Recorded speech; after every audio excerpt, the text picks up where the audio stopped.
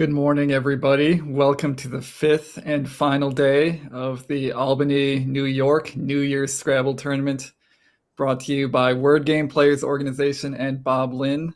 Once again, I'm Charles Reinke. You saw me all day yesterday. And for the final four games of this tournament, I am joined by Andy Hong. Andy, how are you doing this morning?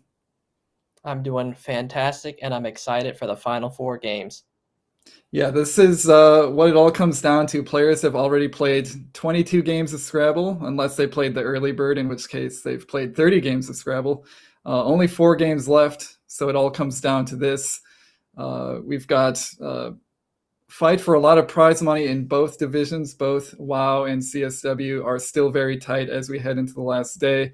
For the first game of today, we'll be looking at the Collins division, where we've got 2015 world champion Wellington Jiggery versus 2023 North American champion Josh Sokol. This is going to be a very high-powered matchup. And I think we can a great one here. We can take a quick look at the standings here and see how the Collins division is playing out.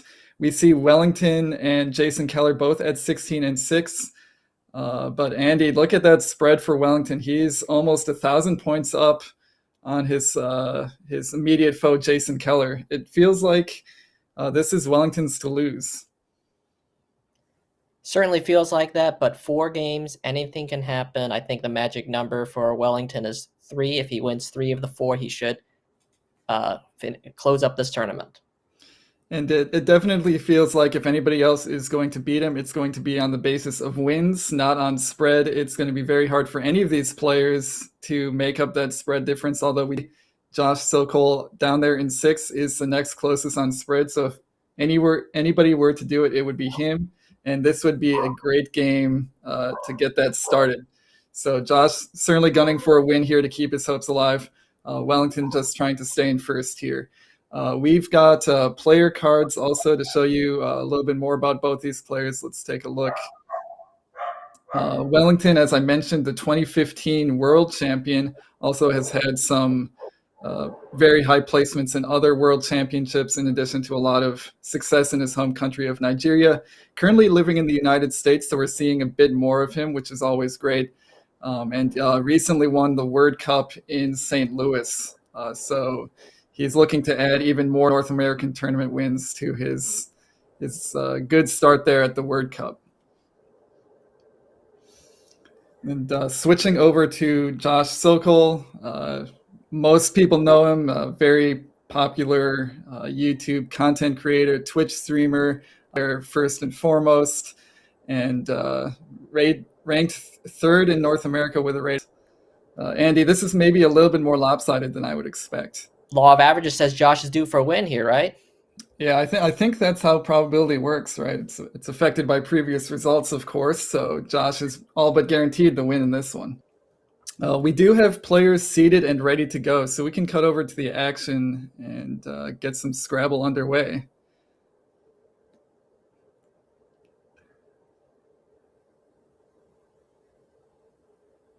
All right, there we go. We have Wellington looking very Wellington-esque today. I think Josh also looking very Josh-esque. It is Wellington to go first in this one.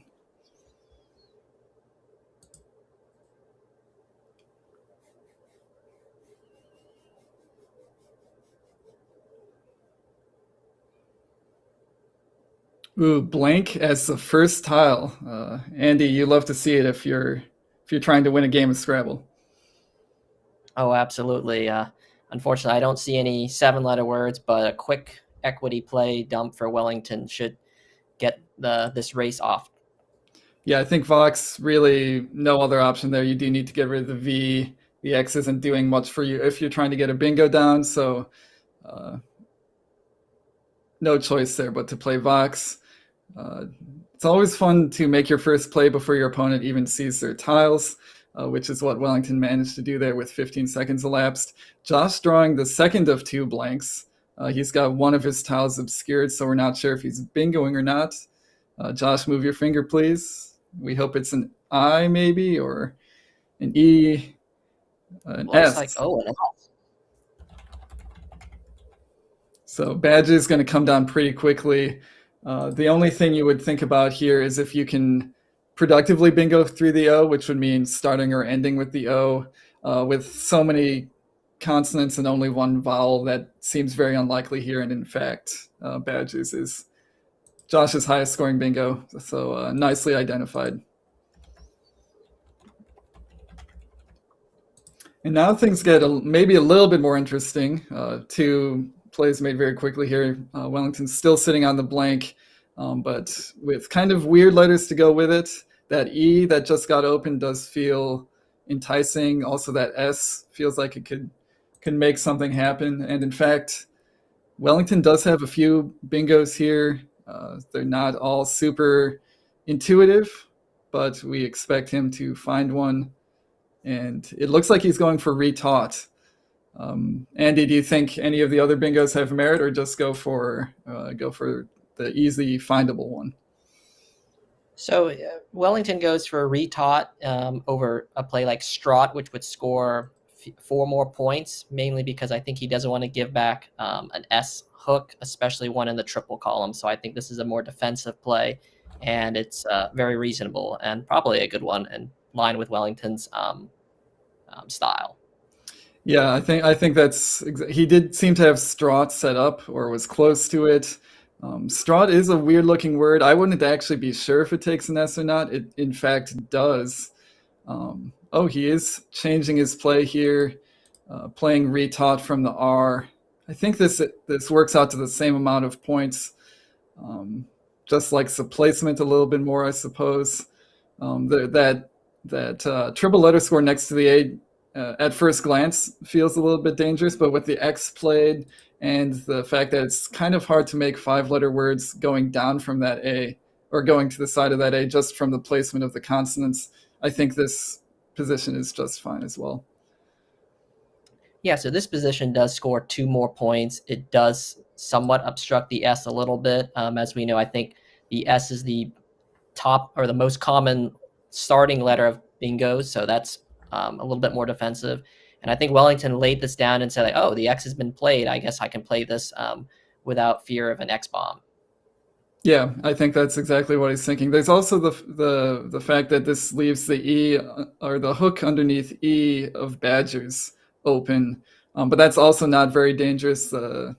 You'd have to make a play with EI or EO in the middle, which there aren't too many words that do that. There's maybe a small chance of something being damaging in that spot, but not really too much to worry about. So I think a good decision from Wellington here.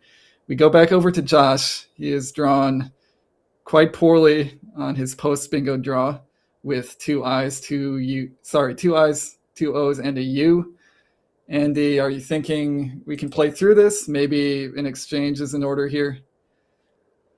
You know, it's real tempting to exchange here. I think if you're going to play through this, there are a few options that may stand out. If you're going to play through a bad rack, you want to try to either score solidly, meaning at least 25, or you want to turn over at least 4 or 5 tiles to make it worth it. He does have a couple options like Noogie or Goonie.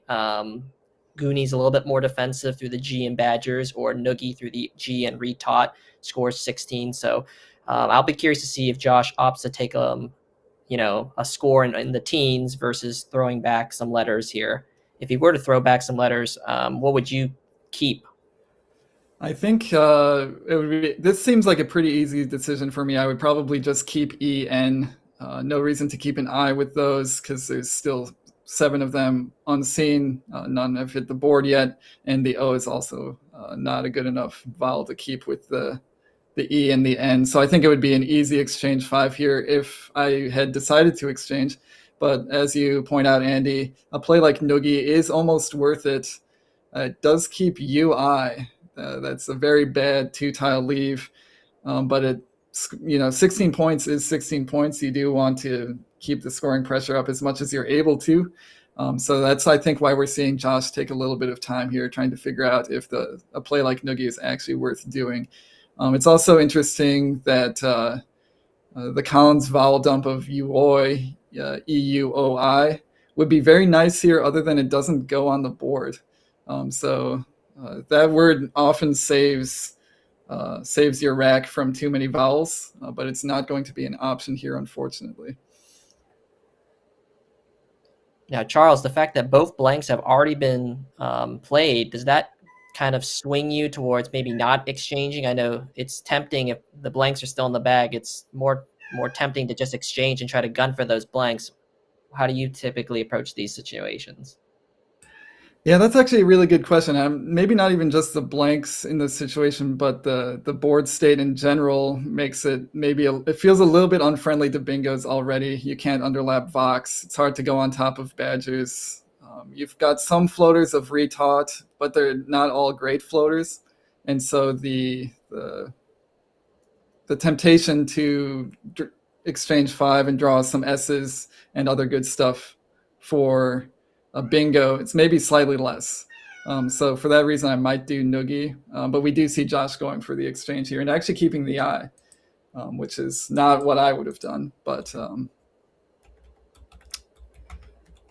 still, that is the play that he decided on. And Wellington here, going quickly for Erie, keeping the Q. I guess this is understandable, Andy, because he didn't really have a Q play other than QIS. What are your thoughts here?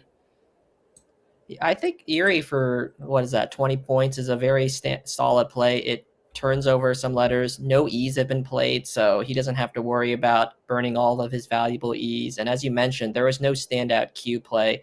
It's early enough in this game, and this board is so close that he can wait a turn or two. Pulls into another eye, he can play quit. Yeah, and he was also probably seeing there are still 3 U's unseen, so there's a decent chance when you play all 5 that you could pick up a U, and in fact he did. So I think a good idea from Wellington there. Going back over to Josh, he did draw pretty nicely after his exchange. He drew 4 consonants, so that I that he kept back was turned out to be prescient. He also drew the Z. So I think Andy probably playing the Z here and then continuing to build towards the bingo feels like the right call here. Yeah, there's a couple ways Josh can get rid of the Z and still score very well. He could keep the I and plus play res through the blank E's. I know that might be a little hard to see, but I think he'll see it quickly. That's, I guess, 40. That's probably like 41 points. He could go for Riz, burning the I, which I favor a little bit just because, very few I's have been played. And I think that's what Josh is going to go for here. Riz. I'm not sure if that means what the kids these days are saying what they call Riz. I don't know if it has the same definition, but I like this play from Josh. It turns out that Riz is the past tense of rise. But I think we can redefine it to be the charisma that all the kids are talking about these days.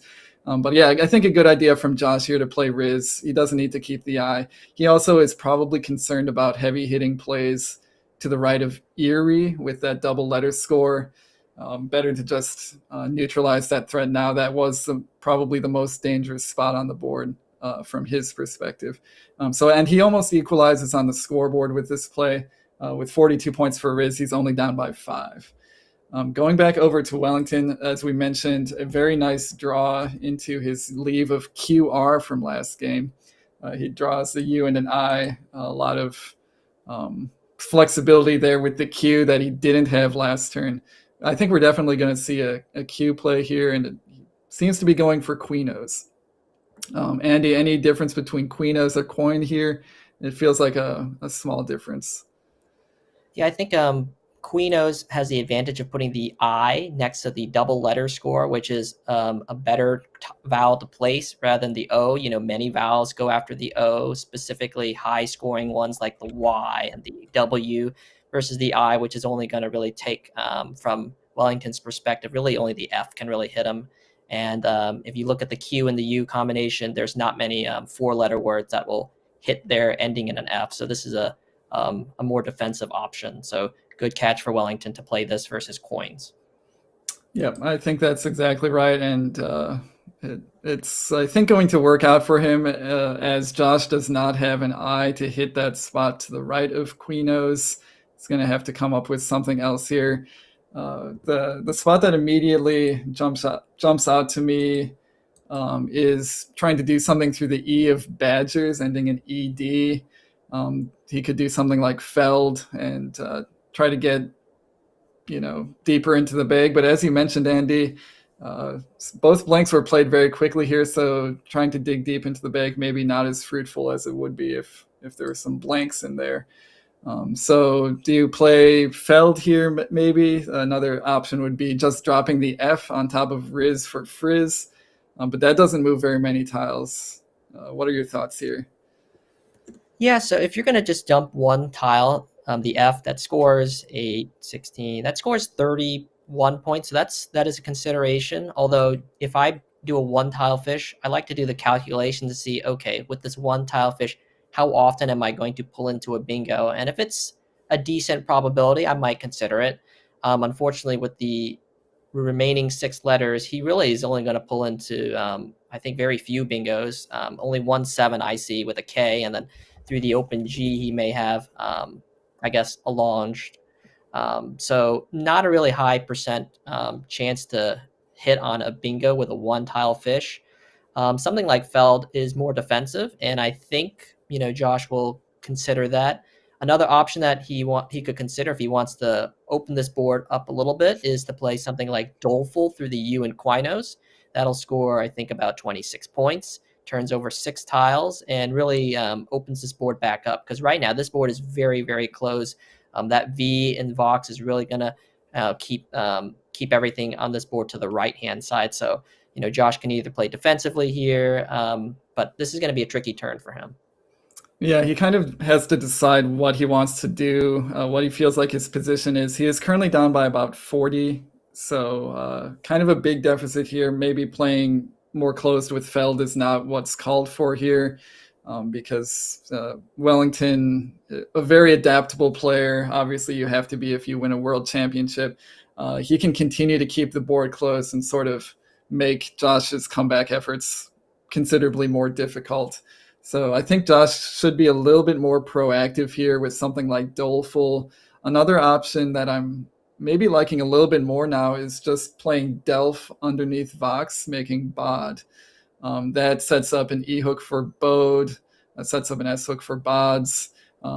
Josh would not be keeping an E or an S, but there would be new space on the board, to start developing the bottom left of the board. Because right now it's hard to see how else you would start making space in that area of the board. So something like Delph, even though it does keep a somewhat substandard leave of LNO, there's still plenty of E's and I's in the bag, A's to help that leave along, and it does give you a little bit more flexibility on future turns. Something that Josh could consider here is he could, keep the F, which is counterintuitive, but play something like a 4-tile play on the top of Badgers, hooking, Lax, Oboe, something like Dole. And the reason why I like Dole is he keeps FLN, and that hooks very well into FL plays, hooking Flax and Lobo, or going to the right. There's a good amount of vowels that he can hit into, so that is another option that Josh could play if he just wants to score well, keep this board, somewhat open. But again, almost 5 minutes elapsed on this turn. He's really debating between the 1-tile fish, and I think he's probably doing the calculations. What do I hit with just dumping the F? Yeah, and it looks like, as you mentioned, Andy, the only 7 he could draw is nulled with a K, which isn't going to go down on this board. And then you're looking at the G probably as one of the more fruitful spots, and all he can draw is Allanged with an A draw and Goldenly drawing one of the 2 Ys. I could take a quick look and see if he actually gets anything through the I, but it feels unlikely. Yeah, he does not get anything through the I, no matter what he draws. He is going for Feld here. I'm maybe a little surprised by this decision, just because it's not as dynamic, sort of from a board shaping perspective. But it does score nicely with 26 points and keeps a decent leave of NO. And it also has the added benefit. Obviously, Josh doesn't know what Wellington's rack is, but sometimes to win a big tournament, you need these sixth sense, these spidey senses. It's actually going to prevent Wellington from bingoing here. If he had played something like Doleful or Dole, he would have given back a lane for Wellington to play something like Realty. But as it stands, I do not think Wellington is going to have a bingo on this turn, so he's going to make Wellington's turn that much harder. Yeah, this was a little bit of sixth sense from Josh to turn Wellington's very productive bingo rack, Atelier, Realty. He had Elater in through the N. None of that goes down now, and he has to figure out something else to do. If I'm Wellington, I'm tempted to try to play underneath Vox here and try to set something up. Maybe just the E, trying to set up Axel, maybe AE making Boa. He's going for a different route here, keeping the scoring up. with Ert, which is 31 points. So I think he's maybe rightfully deciding that the board isn't dynamic enough for him to fish here. Yeah, I think this is a fantastic play. It scores 31 points. It's going to push Wellington's lead to almost 50. And as you mentioned, this board is so locked in that it's not going to give back much counterplay. So take the points when you can, and then let Josh open this board up. Josh is the one trailing. The onus is on him to open it up. And it looked like Josh exchanged here, but I don't know if we ever actually saw his letters, or if we did. He played was. OO. Oh, sorry. He did play OO. Okay. I should be more observant, but yes, OO comes down very quickly. It's a tough one to see. It's new to Collins. For people who are terminally online, you might recognize that as like an emoticon used to express surprise or shock. But it is in the dictionary and it scores 31 points. So nicely done by Josh.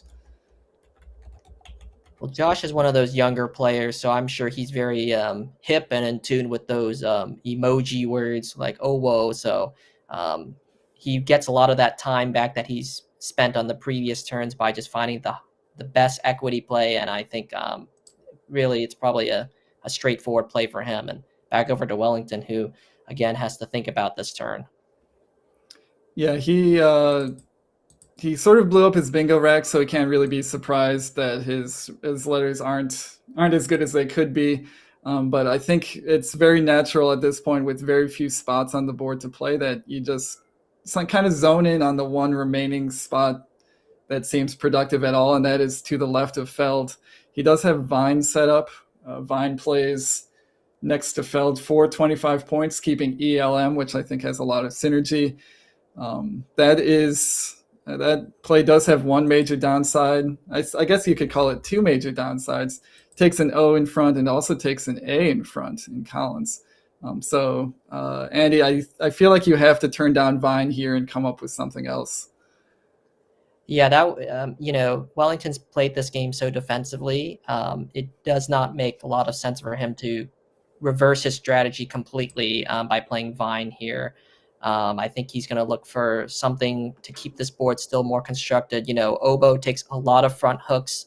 Especially in Collins, it's going to take the N front hook, which is a potential bingo tile. We do know that if the oboe hook remains unobstructed, Josh will have a couple of bingos of his choosing to hit, which means makes his oboe play last turn, keeping CAIN that much stronger. Yeah, that was one thing we didn't talk about, but I think a good idea from Josh to do that. Wellington now looking at Leme, Leme, also probably to the left of Feld. That takes an F in front for Fleem, with one F unseen. So a little bit of a danger there, but not as much as Vine. The major downside of a play like Leme is just the leave that it keeps. You really would be liking to get rid of the V on this turn. It's just a tile you don't want to keep for too long, whereas the M feels like it has a bit more flexibility. So that's probably why Wellington's taking a little bit of time here. He would love to get rid of the V, but he doesn't, in that spot particularly, he does not have a good way to do it. So we do see him decide to go for Leme. I think Wellington keeping the V and the N is a fine decision here, because if Josh doesn't play on top of oboe this turn, Wellington can slam that spot home, hooking the N and then using his V to just really close out the entire left side of this board. He just has to survive this turn. And also, I think Wellington can surmise that Josh is unlikely to have an F in reserve, because if he had the F last turn, he probably would have played Wolf, oboe, and fax rather than OO. So there's a little bit more. Looks like there's a challenge going on. Is that what's going on here? Yeah, it looks like Leme is getting challenged. Josh is somewhat new to Collins, although I guess I shouldn't keep using that excuse indefinitely. He has been playing Collins for a few years now. But all those new fours that Collins added, or that Collins has over WoW, it does get hard to keep them all straight. He just wants to make sure here I'm wondering if he knows the F hook or maybe suspects that Wellington has the F hook and is setting it up for that reason. But either way, it gets challenged. 5 extra points for Liam, which makes the play even stronger. So a good play by Wellington, I think. Josh now sitting on Actinon, as we mentioned. Andy, I think you might have mentioned Nobo is the word. It looks like Nobo is actually not good. We just have noob. So it looks like no bingo coming down for Josh on this turn.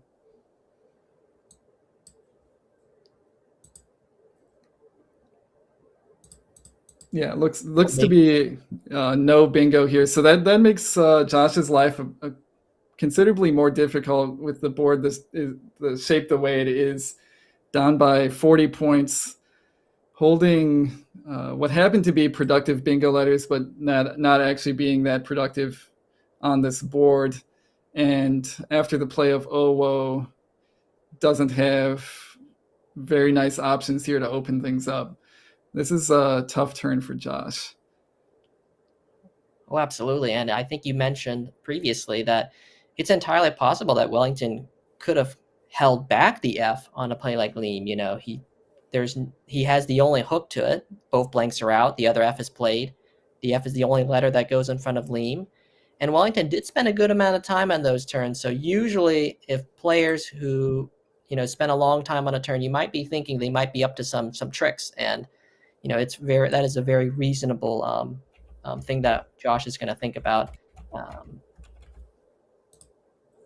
Yeah, I think if Josh is aware of the hook, he might be a little bit freaked out. Here he decides to go for can. I think going for TION bingos, possibly just forcing the bottom of the board open. This is maybe the worst case scenario for Josh. He was thinking if Wellington plays to that end for scoring, he's going to have to open up row 2 for bingos. And it turns out that Wellington does not have to open up row 2 for bingos because he has a V, and immediately goes for violin for 27. I think this is a really good play to at least immediately neutralize the hook or the threat that Josh created.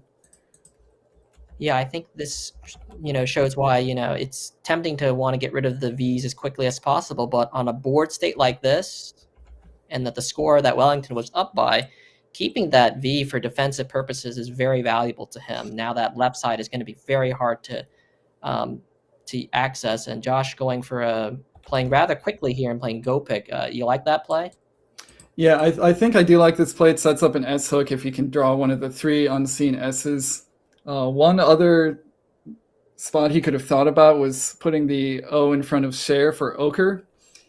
He had a few plays there, but I think just setting up the S hook and trying to make some more space on the bottom of the board was a good idea for Josh.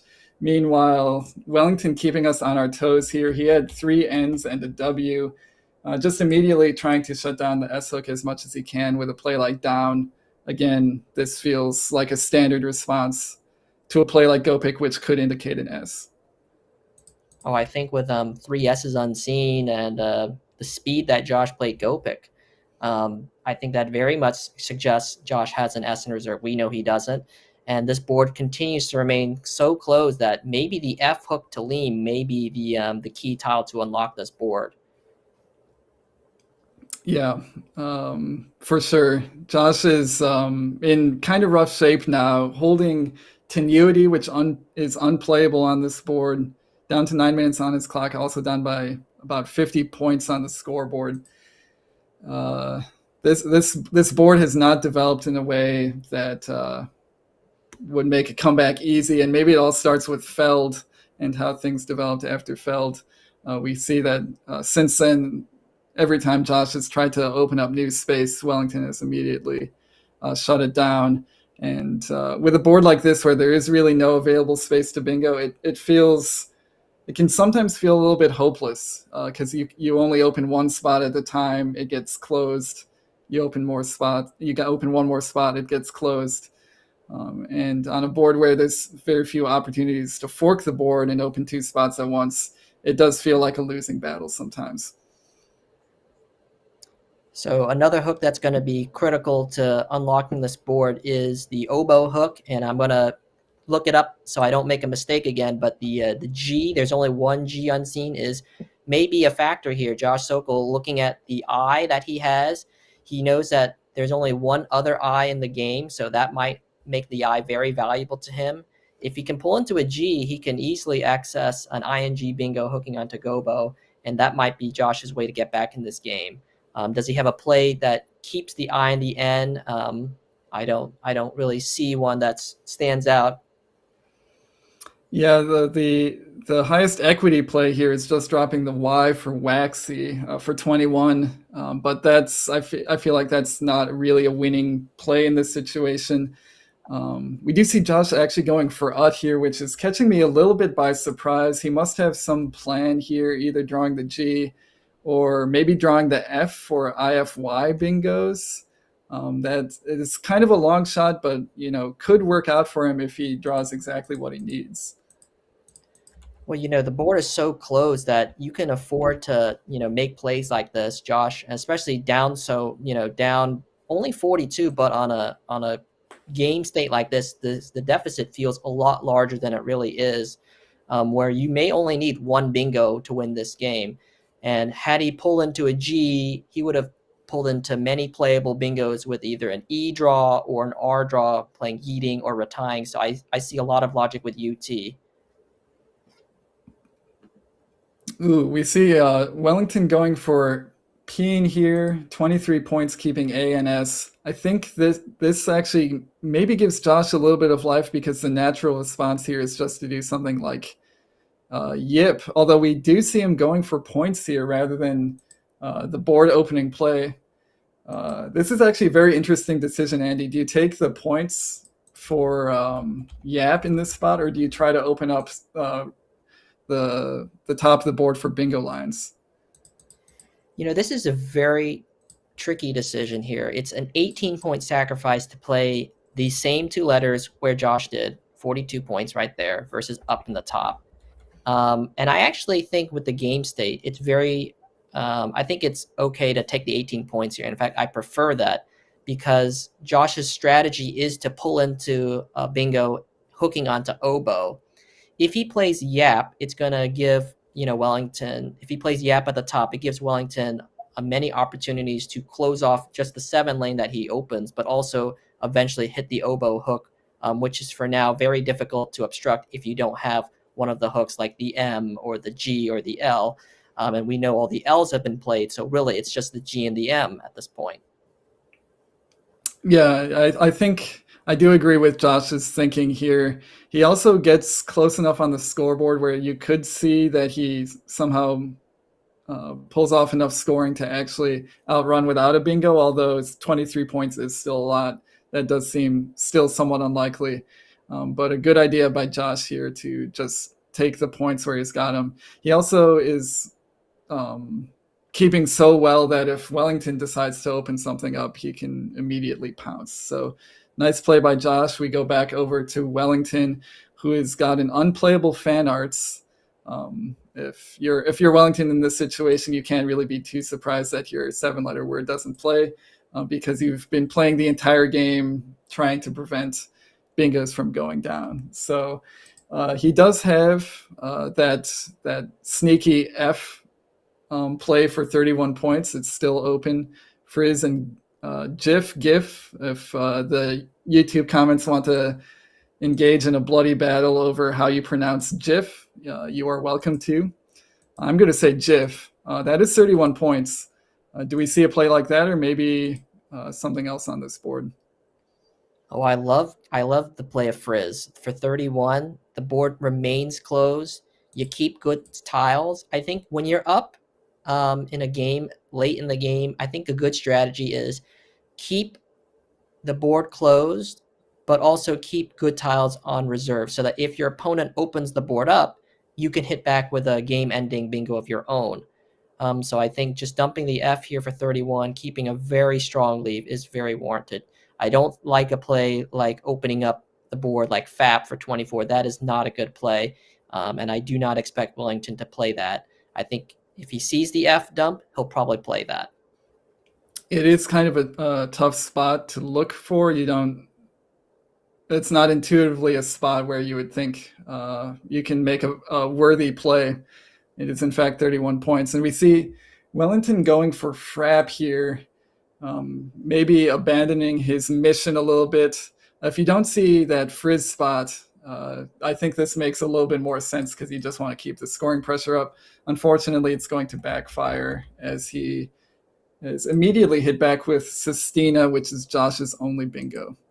The good news for Wellington is he kept well, so we'll see if he can draw a bingo in response.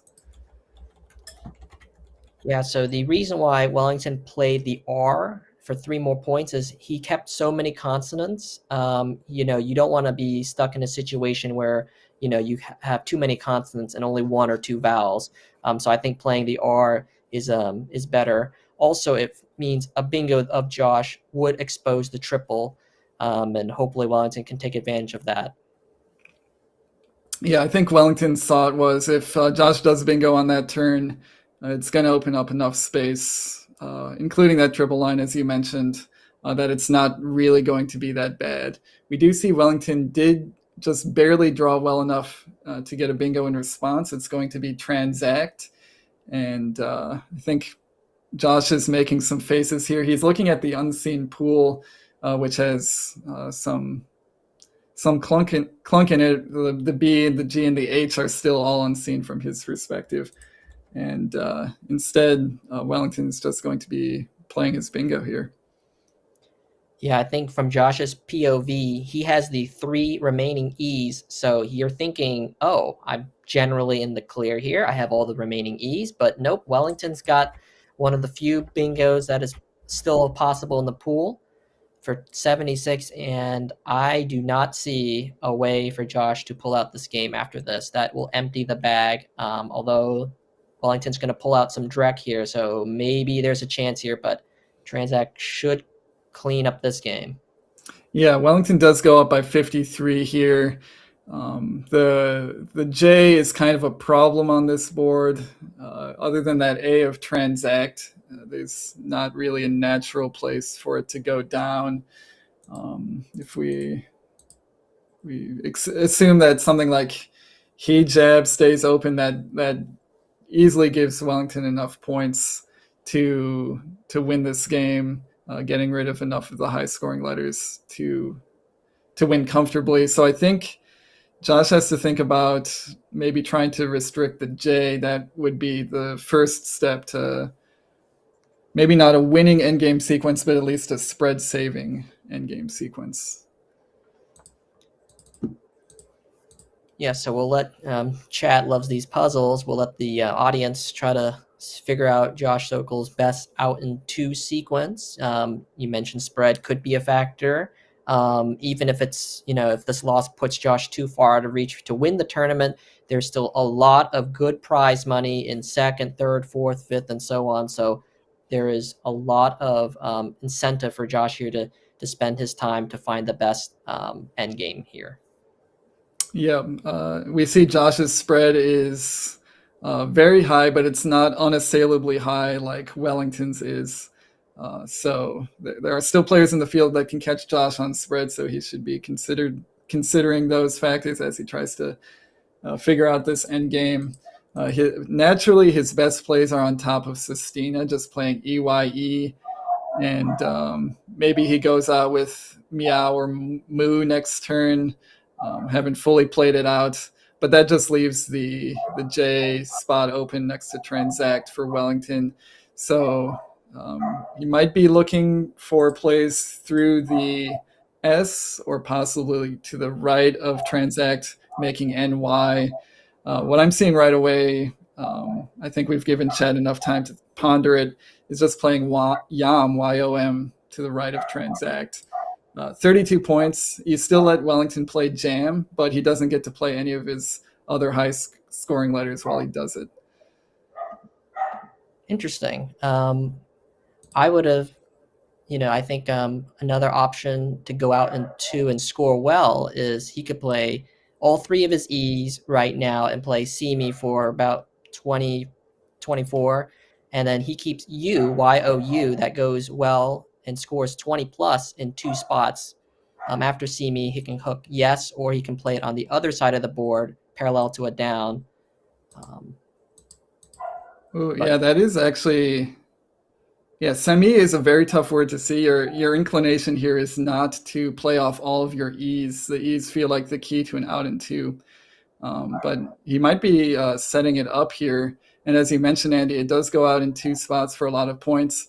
Semi does still allow Wellington to play Benj, B-E-N-J, through that E-N that is created. So maybe, I guess you can't go the opposite direction. You can't play U first and try to hit Semi later because it will get blocked by Wellington's plays. So,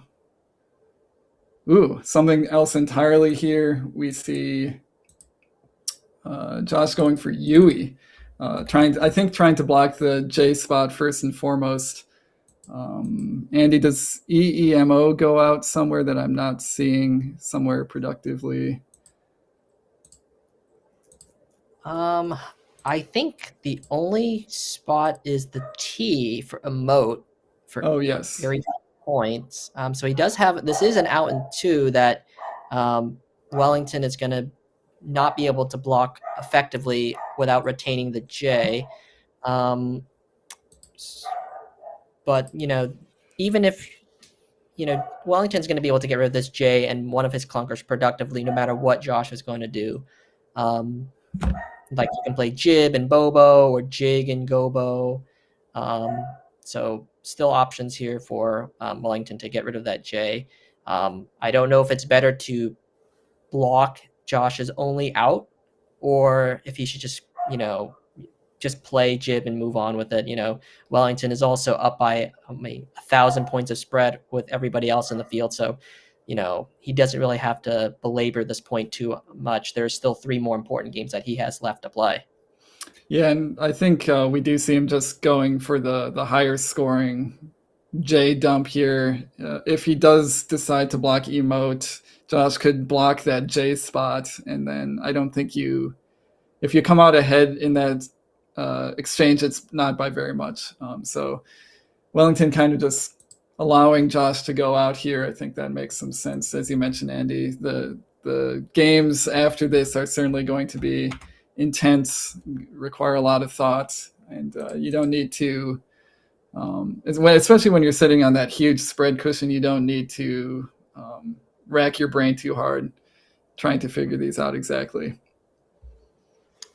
But good on Josh. I think he's identified that going out with a moat is not the best sequence for him after this. He can play Eam for 12, 14, 21, keeping J-O for next turn because Wellington can't go out, and it's not like he has a high-scoring play with his clunkers. So I think that's probably the best sequence for Josh is to not go out here. Yeah, that does make some sense because he can pretty easily identify from Wellington's leave of GDH that's not making any 4-letter words. It's this board is not gonna be productive for those letters, so he does decide to go for Eam for 27. It looks like a nice score here, and he does keep J-O in response after Wellington's next play, which is going to be to use that spot we were talking about. The F goes there, the G also goes there, finally getting used. So we're still not sure if Wellington saw Frap or the F in that spot when he played Frap, but he does see it here for his G. Josh goes out for 11. We've got a final score of 439 to 416, and we can cut over to the overhead mic. My 439.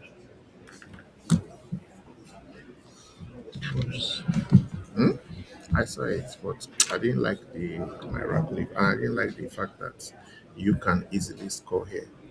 After playing this, the only major threats for you to get back to the game was a bingo. So I'll take a bingo threat rather than having you, because J was still missing. You can have some very easy scores here. CH, all those things were missing. So I figured you can have some easy scores here, but I was lucky to be able to respond. But it's Boyo.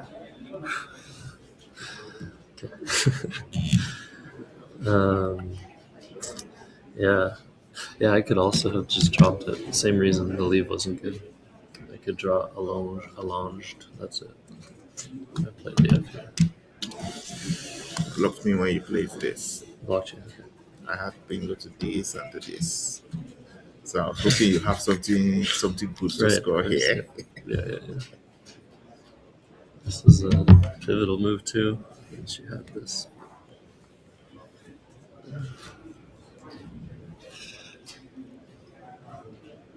Very cool game. Very cool game. I wonder if I'd probably had a better game. Maybe I'd just play Seme, CME. So then I go out here and here. Oh yeah, that's much better. Oh wow, that's a lot better. Which one? I didn't see the second outplay. So you see this.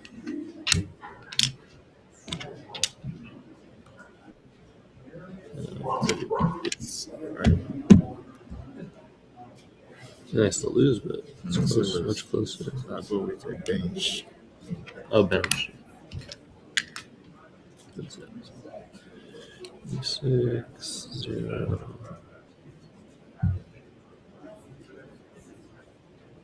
5, 25. 1943.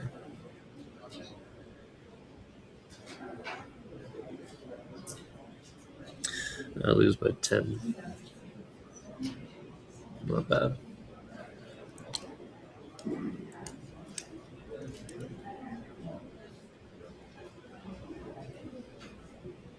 Yeah, just didn't see this.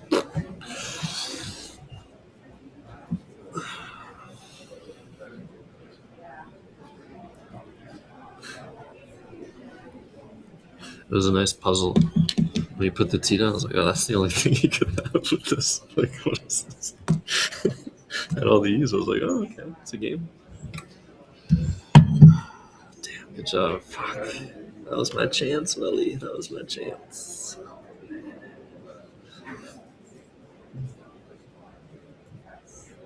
You are deserving. Let me get a picture. Hold on. Oh, sorry.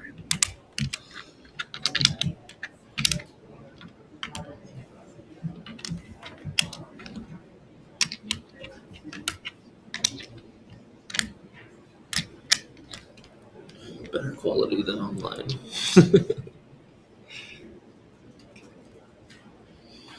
All right, good luck, sir. Hope you take it. All right, great game between Wellington and Josh here. There was some awareness of that Riz spot and a few other intricacies. It seemed like when Josh drew those 3 E's in the end, he thought maybe he had a chance, and there was just that one bingo of Transact that could come back and bite him. But still a great game between 2 great players. I think that sets the stage very well for these last 3 games of this tournament. I know you couldn't ask for anything more. I think for the viewers joining us on the live stream, what a treat for game 1. I think both players played that game very well. Josh Sokol keeping that score very close despite having some very tough racks. I think he played that game exceptionally well. And then we're going to be very excited to see what our next matchup is going to be. So please stay tuned. We got 3 more games to go. Yeah, I think we're going to take a quick break here. It is the last game of the day, or the last day of the tournament. So we are waiting for all games to come in before getting pairings for the next round. We'll make a decision here on what's the best game to show you all. But don't go anywhere. We've still got 3 more great games of Scrabble here at the New Year's Scrabble tournament in Albany, New York.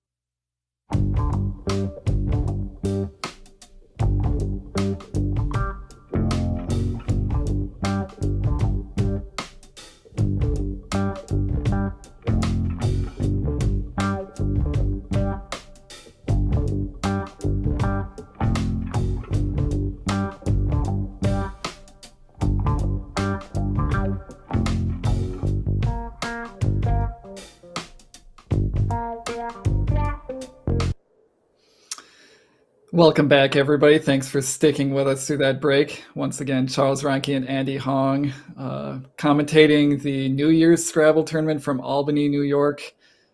We've got 3 more games left in this tournament, so the intensity is really ramping up. A lot of prize money at stake, a lot of rating points at stake, a lot of personal pride at stake. Andy, can you think of anything else that's at stake, or is that mostly it? I think just there's a lot of fun, and I think the players are just happy to be here. All the stakes that you mentioned certainly adds to the pressure, and I think we have standings ready. I'm sure we can take a look at those. Yeah, we are going to be showing a Collins game. The Collins division is still very, very tight, although we do see that Wellington now 1 game up on the field with that monster spread that we were talking about earlier. Andy, it feels like if Wellington can win this next game, he's going to be in really good shape. Yeah, there is a scenario here where if Wellington wins this game and 3rd and 4th place, who do not play each other, both lose, Wellington will be up 2 games with 1,000+ spread games to play, which would basically mean he has essentially clinched this tournament. But anything happens. And of course, if Wellington were to lose right now, we would be thrown into a bloodbath of potentially 4 players, all at 17 wins. And that would set up an exciting finish for the Collins division. Yeah, Wellington can really, really strengthen his position with a win here over Jason.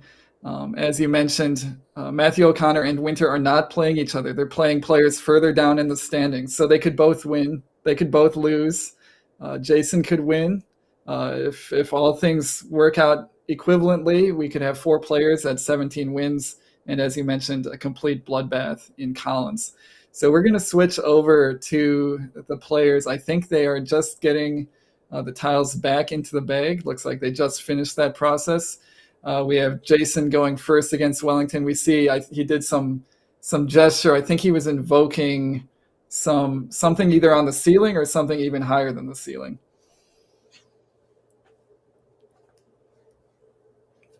And then while the players are drawing their first tiles, Erickson Smith, who is in 5th place, could be a factor in this tournament. He is not out of this tournament by any means. He has 15 wins, so he's 2 behind Wellington, and he's the only other player with 4-digit spread of 1,100. So he is very much alive.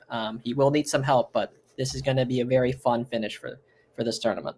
And there is a $2,500 first prize in the Collins division, partially thanks to Word Game Players Organization and Bob Lynn himself.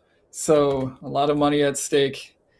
These players are all trying to win every single game from here on out. Jason's first rack, ABEGILU. A nice mix of consonants and vowels here. The U is somewhat of a bummer. Andy, do you just play as many tiles as possible with something like Beluga? Do you go for Bugle? I don't think you ever play short here. What do you think? I agree. This is not the time to play short. You've got to play long, try to score as many points, and then just turn over some letters. Obviously, you want to get rid of that U if possible, and Beluga does that. Turns over 6 tiles, scores 24. And I think he's debating between Beluga and Bugle. I guess we can debate about the merits of both options between these two. What do you think, Charles?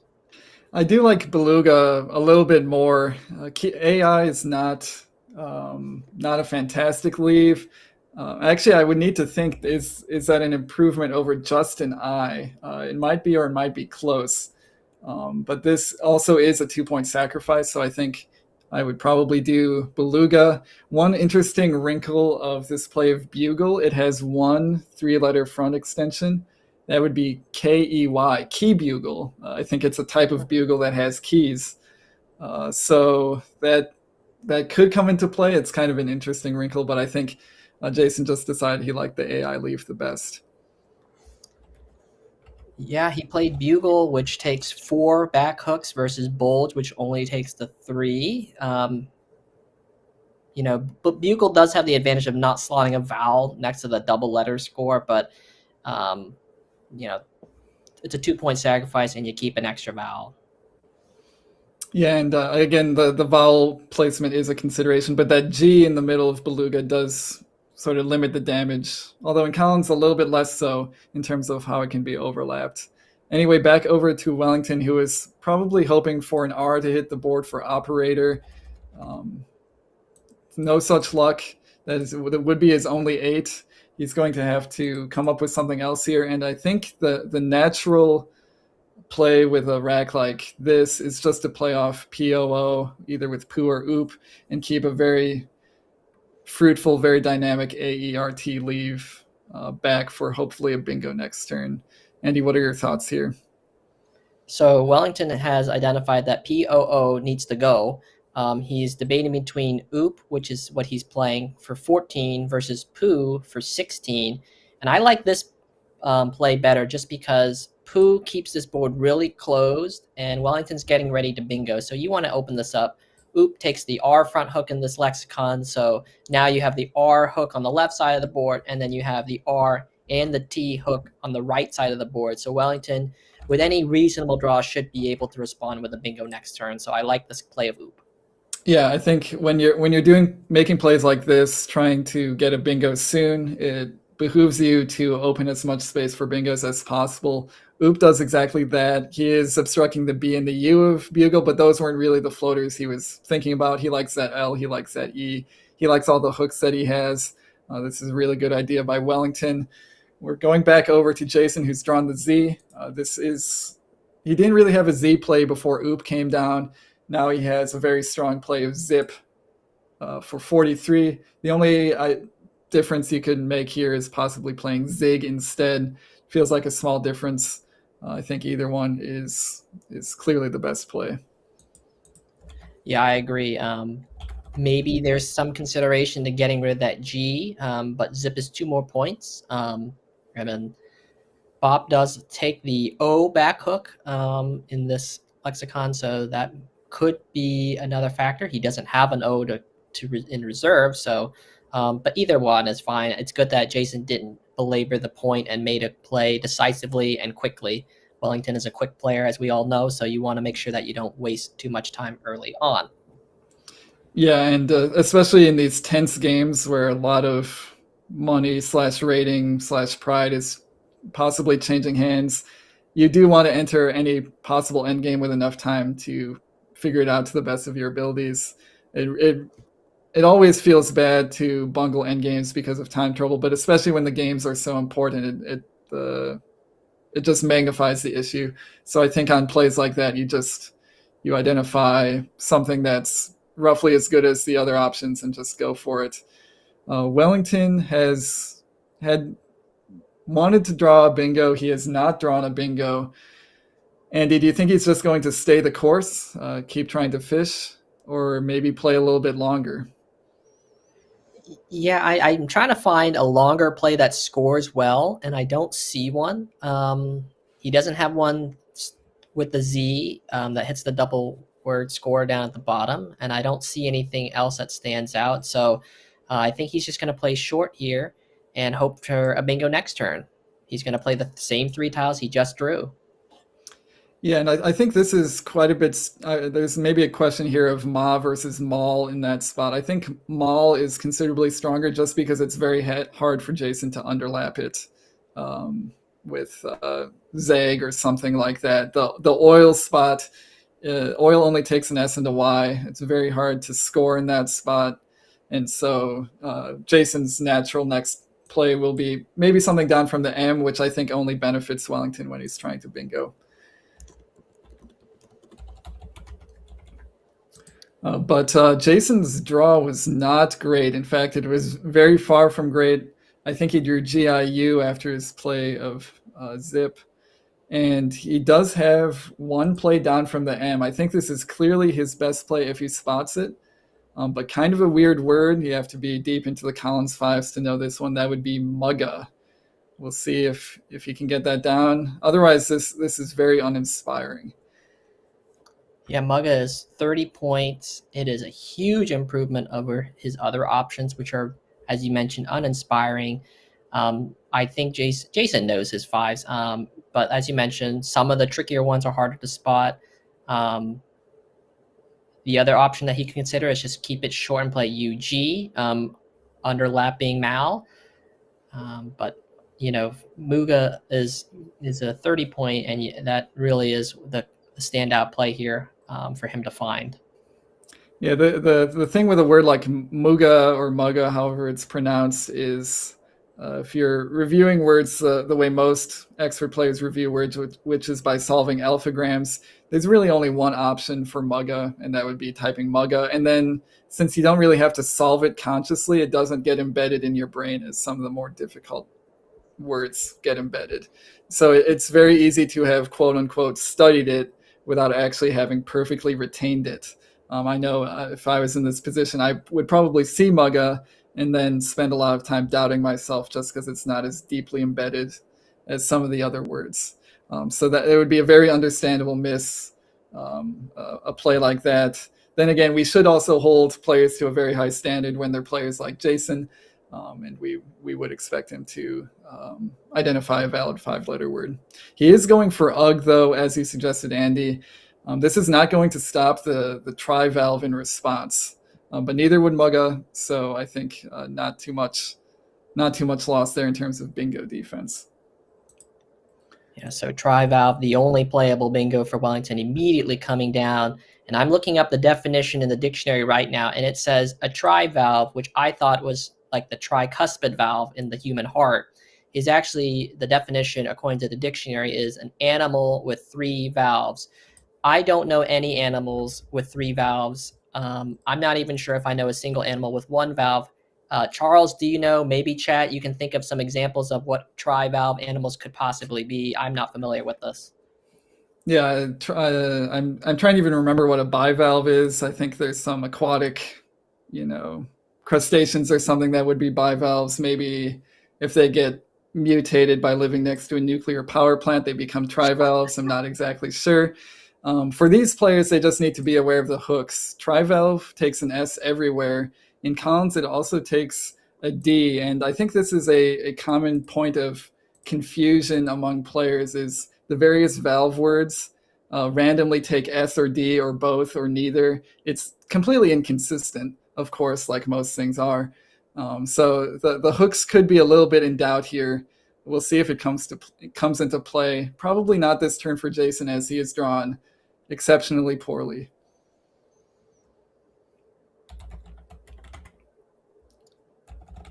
But he makes his, probably best play with a poor draw. We always say bad racks lead to poor choices, and you got to pick the best one available. Yeah, there's close there between trying to play through it with Vigia and just simply exchanging those letters with 3 I's and only 1 consonant, and the consonant being the G, the worst tile in the game. I joke, but only a little bit.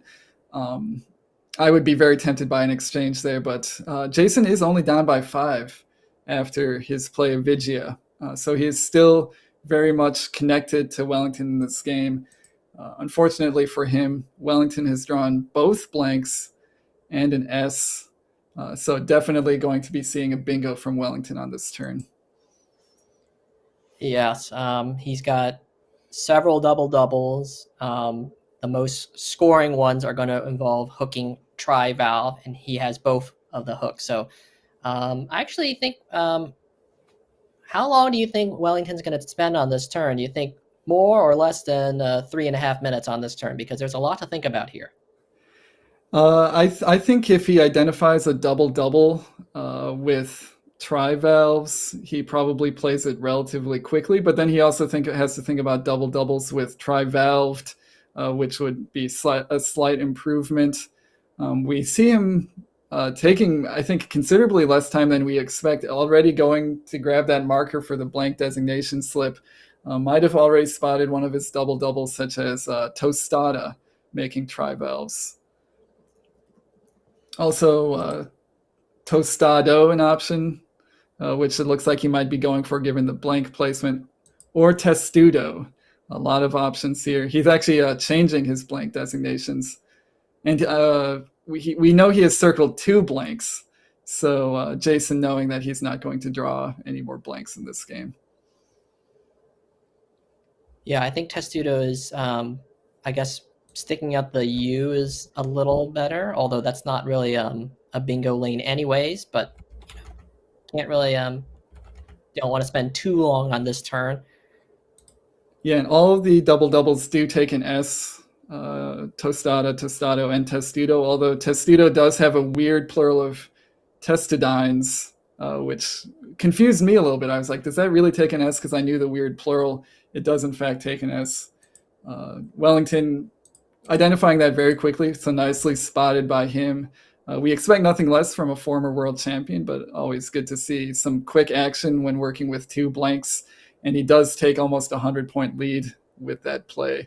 Meanwhile, going back over to Jason, his draw into IEE actually was pretty decent, all things considered. He's not bingoing this turn, but he did draw the X, and I think that's going to let him stay in this game a little bit. Yes, he's got many options here to use that X for a lot of points, and I think it's reasonable for him to think about what he could do. There's a good option that keeps the S in reserve, which will be important because both Vigia and Testudo take the S, and he's going to want to keep that. And he's identified the highest scoring X play that does not use the S. Yeah, nice play here by Jason to retain that S. That's going to be crucial. He comes back a lot in this game by scoring 45 points, but still needs a bingo. He's got those floaters of T and R and tri-valves that work nicely with what he's keeping, plus the S hooks that are on the board, as you mentioned. So certainly in a bad situation here, but considerably improved his situation with a play like Muxt. And meanwhile, Wellington is going to be forced to slow down a little bit. He has drawn sort of a clunky combination of consonants with a single vowel, that being the I. I think trill is really the natural play here. Andy, are you thinking about anything else on this turn? Oh, I love trill. He has the S for 7-letter bingos, but with all those E's still to come, there's, from his POV, 9 unseen E's and still 6 A's, all of which are going to synergize well with his remaining leave of S and R and all the floaters on this board. So Wellington is thinking, okay, this turns over some letters, opens up the board. I can pull into a bingo right now, and really, really build this lead here. Yeah, it really feels good to keep something like NRS with so many E's and A's unseen and with the floaters that you've got. So a nice play by Wellington here. I think a very natural play, but still quite nice. Jason had been drawing into EEIS, draws another E and a U. Really does feel natural here, and he has it set up to just play off FEU. He can do that on top of Vigia for 22 points. That sets up another. It kind of blocks Vigia's, but it sets up another S hook. FEU does take an S. That feels like a very good play here. Is there really anything else to consider? Yeah, you have to play off 2 vowels. You can't really play off more than 2 vowels very easily. So this feels like a good idea. I agree. I think, this you're down 67 if you're Jason Keller, so you want to make sure that this board stays as open as possible. Play FEU, that is the best equity decision, keeps great leaves. All these floaters, the T, the R, the L, they're going to remain unobstructive. So this gives you more space to use your S. So I like few, but he's going to take some time here, make sure he's not missing anything even better. But few for 22 is the correct move here. Yeah, there's not even a whole lot of other options, I think, that are even playable on this turn because they all have major downsides, such as playing the S, keeping the U, keeping 3 E's.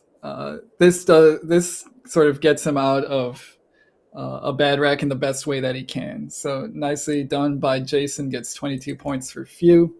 We see Wellington's draw into RNS did not really work out exactly as he wanted to. He wanted it to. He did not draw any of the unseen E's, which is probably a little bit surprising to him. There's still so many unseen in the bag.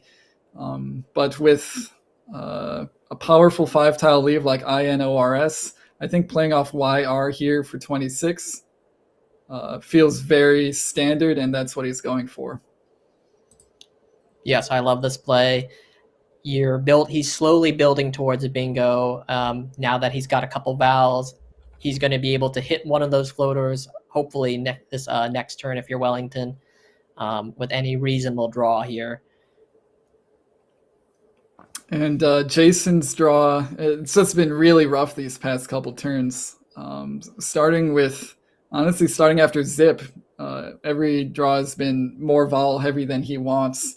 And now it's gone exceptionally vowel heavy as he drew OOI into his leave of EIS. He is shaking his head a little bit because he can't really avoid it now. Even though he's down by a bingo, he's forced to exchange.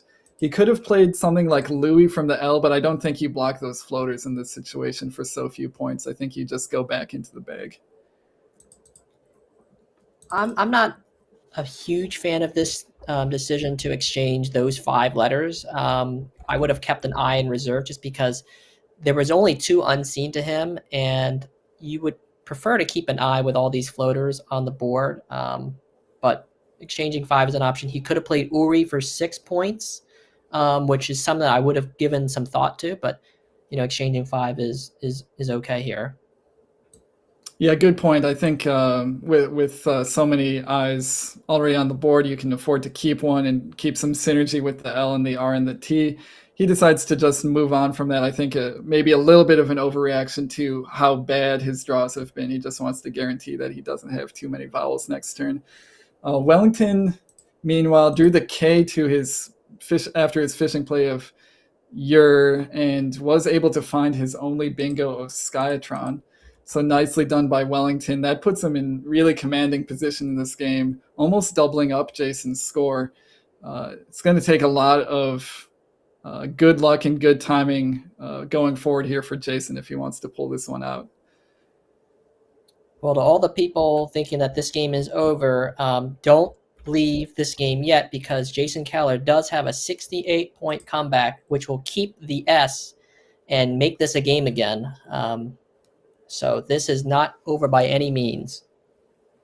Oh, yes, indeed. He does have one standout J play, as you mentioned, Andy. Keeping the S, he's still got that S hook on few open. Oh, and it looks like we're seeing him miss it. A little bit of a tough spot here underneath Skyatron. He had Jihad, Jehad, for 68 points. I think this is nice. It keeps a very synergistic 6-tile leave, but only scores 25, and we see the draw did not exactly work out.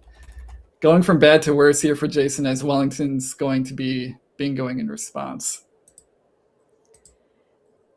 And Wellington wisely picking the anagram of what he was originally laying out of I don't know how to pronounce it. It looks French, notaire, nor Terry for Oderine, because your opponent just played off one letter.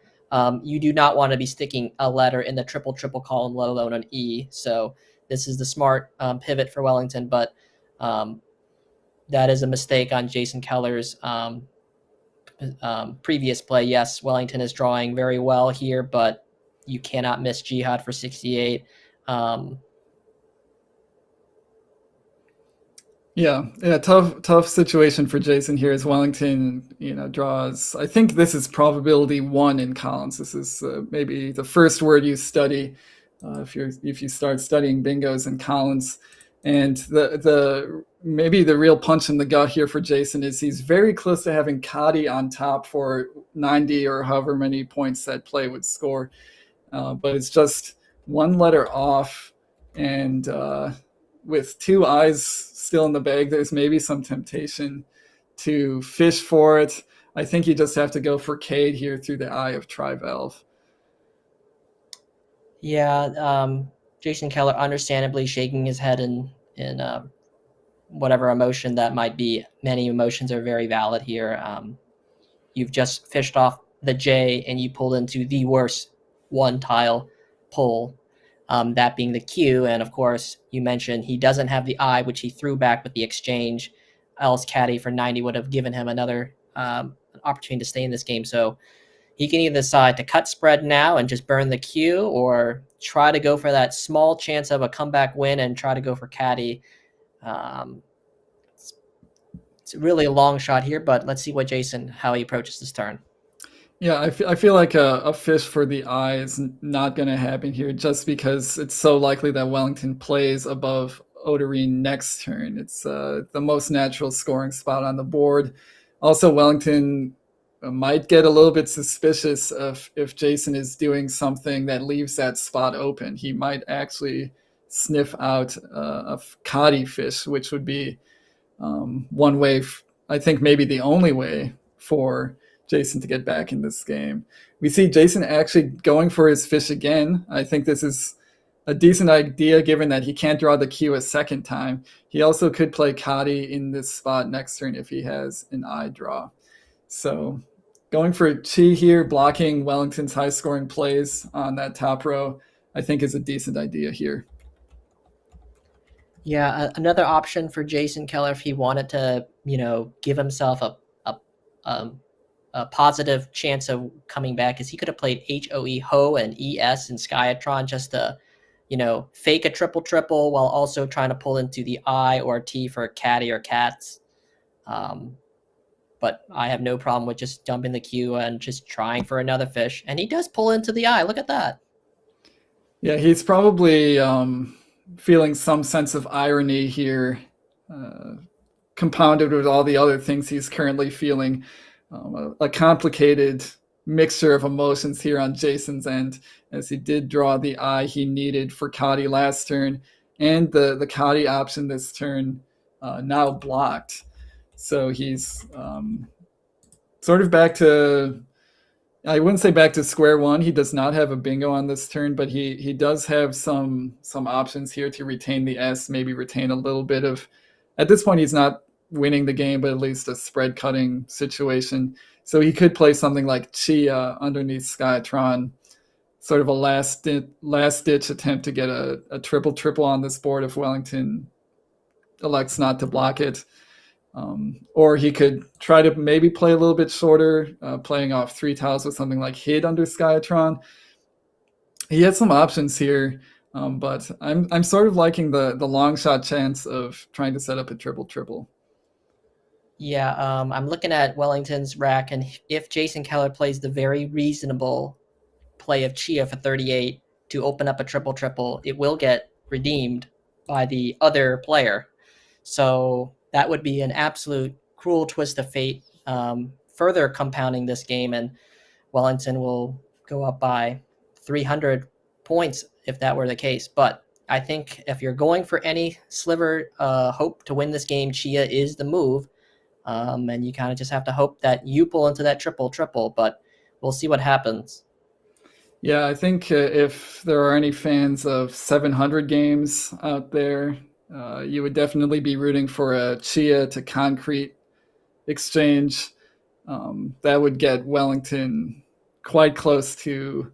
He would certainly be right up to 600 with that play, and if he gets another bingo after that, easily 700. So we have seen 700-point games here on Let's Play Scrabble, at least one that I can think of. So if you want to see another one, that's what you'd be rooting for. If you want to see a little bit more closely contested game, I guess we hope that Jason plays shorter with something like Chid or Hid underneath Skytron. And he is going for Had here, maybe thinking that that spot on the right underneath Noma is easier to hit if he keeps an I rather than an A. So no triple here for Wellington. While he doesn't know it, Jason has dodged a bullet in this one in a game where he really has not dodged any bullets and has, in fact, taken many bullets directly to his body. Well, I'm not sure what is coming down here. Okay. Ooh, this is a miss from Wellington. He has Electron available for 82 through the L. Andy, do you think he might be phoning this one in a little bit? It seems like he didn't take very long to make that play and might not have looked hard enough. Maybe Wellington looked at the pool and said, I don't need the spread points. Let's just play acetone and move on. It's also possible that, if Oderine took a hook like an S, which we know it doesn't, maybe this play obstructs any possible miracle triples. But this is a miss, but it's a generous miss, and it will, it's a miss. Yeah, I would say it's probably a miss unless he thinks Oderine takes an S, in which case it's a little bit more reasonable. But after a play like Electron, you can't even lose to a triple, or at least it's very hard. And so we'll just chalk this one up as maybe a slight loss of focus here as Wellington gears up for the final two games in the Cons division. But with a win here, he's going to have a very strong position. Just will probably need to win. He'll need to win at least one more game, but a win here is really helpful for him. And going back over to Jason, he was drawing into CEIS, drew YOW, not the draw you want when you're trying to get a bingo down. You've been working on a bingo for a long time at this point. He is going for Yao on top of Testudo. That is just 25 points. He does have Yao sticking the E at the end, and he actually kind of has it set up. That plays for 44 underneath Had. We'll see if he spots the higher scoring option. Well, with 4 E's still unseen to him, it's reasonable to think that he would be able to draw a replacement for the one that he's playing off. Yeah, I think you've identified it correctly. There are 4 unseen E's to Jason's point of view. You take the 19 extra points to burn your E, and also at the score deficit, just score well and hope for a miracle anyways, or the best case scenario, just to cut the spread. Jason does have very good spread. I think he probably has the one of the best spreads for other players of his similar win-loss record. So spread will be a factor for him, just to make sure that, for final placement purposes. So he's going to want to do his due diligence here to make sure he closes the gap as much as he can in this game. Yeah, and then for that reason, exactly where he is still very concerned about spread, the miss of Electron from Wellington, while it doesn't affect Wellington very much, his spread is, astronomically high. It does affect Jason considerably. So he should be thankful that that bingo was missed. And nice play here by Jason to correctly identify the spot, the highest scoring spot on the board. He doesn't need to keep his E because there's so many unseen, and he scores 44 with this play. So nice play by Jason here. You can imagine if there was a little bit more game to be played here, there's still comeback chances for Jason if he can draw multiple bingos. But unfortunately, not enough time left in this game. Wellington's taking up a lot of the existing space on the board with his play of Heifer. That is 33 points. And it ensures that if Jason does get a bingo, unless it's hooking Testudos, it's not going to be worth a whole lot. Yeah, unfortunately, Jason does not hit on any of the E's, so he will not be bingoing on this turn, but he does have some options to at least surpass 300 benchmark.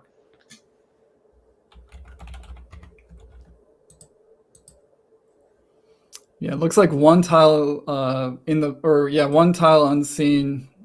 So Jason could potentially fish one more time and try to draw something that plays in 2 spots. You could imagine him going for one of the remaining E's, and it actually does turn out that the E is the last tile in the bag. But I don't think we're going to see that. That feels like it leaves you vulnerable to just not being able to bingo and losing more spread. I think at this point you just take the 40 points with something like disc. Absolutely. Disc and every tile that you draw almost will certainly give you an out next turn. So disc for 40, you break 300, and then you've made the game. The spread is actually a lot closer than I think we would have thought given the draws of Wellington. Yeah, I think Jason did most of what he could to stay in this game. The maybe the one pitiful turn was playing G-Had or missing G-Had, and he actually ended up playing 3/5 of that play when he played Had. It's kind of an interesting little spot there. But on the JA turn, not playing G-Had turned out to be kind of costly, as this one tile fish resulted in a Q draw. We do see Jason going for disc here. I think we agree with this, just to move on from this game. He does draw the E, so he might be thinking at this point, wow, if I'd fished one tile, maybe that actually would have worked. But there was also a B, a U, a W unseen. There's no guarantee that he was going to draw an E out of the bag. So a good idea here by Jason to just get this game a little bit closer and hopefully move on to the next one without too many lingering feelings of failure. Yeah, and remember, this is the 4th day, the final day of a long tournament, and for some of these players, they may have played in the early bird, so quite a long tournament. It's very understandable that, fatigue, they might be ready to go home. It's very understandable that misses do happen. And remember, we are humans. We are not the computer player. So humans do miss things and make suboptimal things, but that's why we play the game. Yeah, definitely. It's very easier for the commentators to feel infallible because we've got Quackle, we've got Analysis, we've got Zizova. Players don't have that benefit. They've just got their own brains, which, unless you're Nigel Richards, are sometimes too often fallible. Certainly for me, it seems like it's trending towards more the often side. So don't blame either of these players for the misses that they make. We commiserate and understand why misses like that can happen.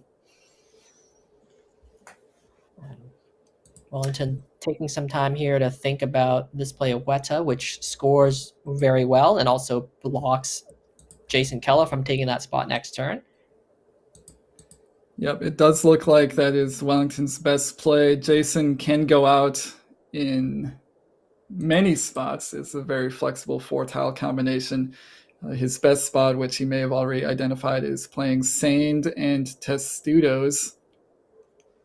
If I was in his position, I would still be thinking about the weird plural for testudo, and I would probably have psyched myself out at this point and might pick something else. We'll see where he goes with these 4 letters, but testudos is the best spot.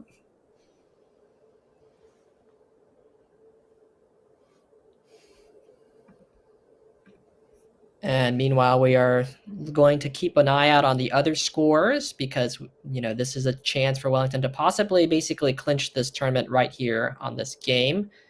Looks like we are still awaiting the scores for the 3rd place player. Matthew O'Connor is still playing in his game, and Winter is still playing Josh Sokol. So we do not have the results from those games that we will be closely watching here, because if both Matthew O'Connor and Winter were to lose, Wellington Jagiri would be up 2 games with over 1,000 spread points with only 2 to play. All right, this game comes to a conclusion. Let's switch to overhead mic, see what we have to say.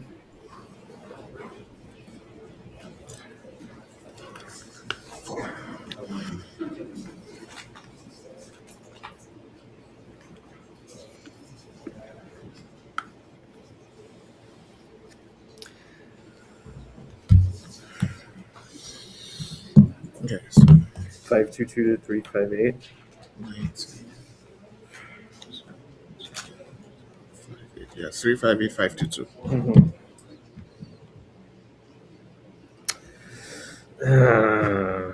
I mean, that's.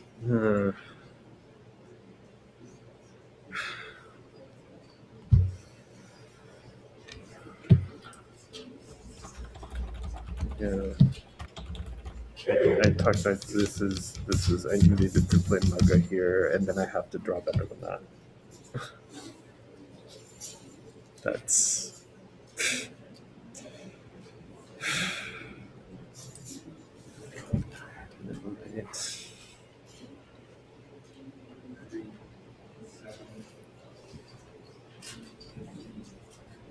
Yeah, not a ton of insight in this post-mortem, but there's not too much you can say about games like this.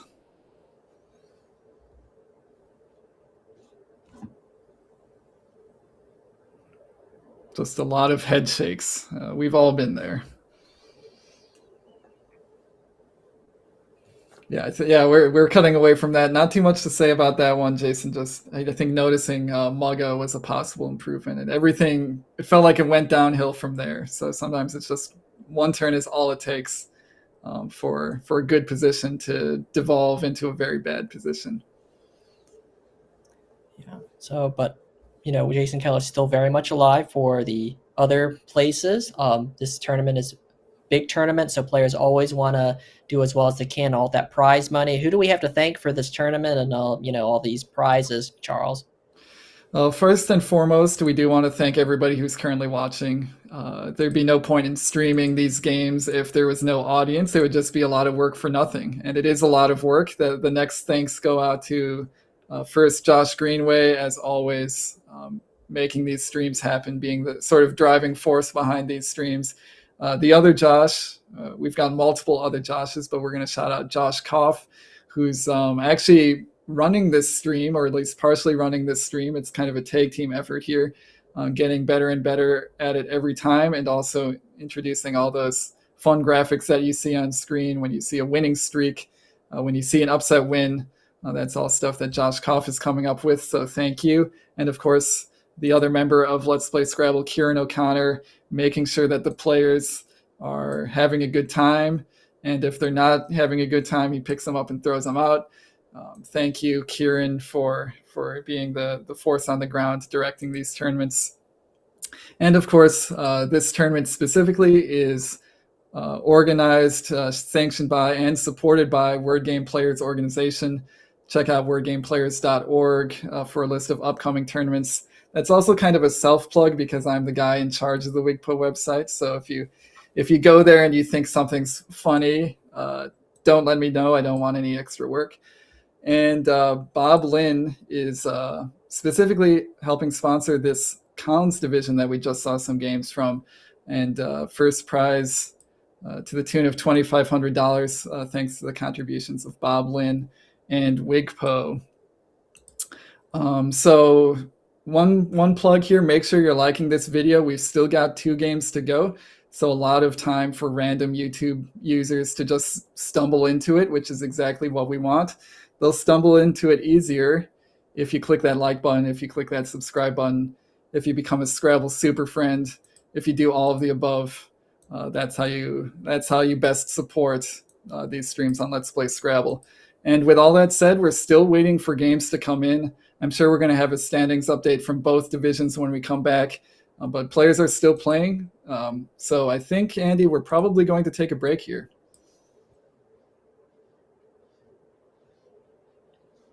All right, don't go away, anybody. We'll be right back. Yep, stay tuned.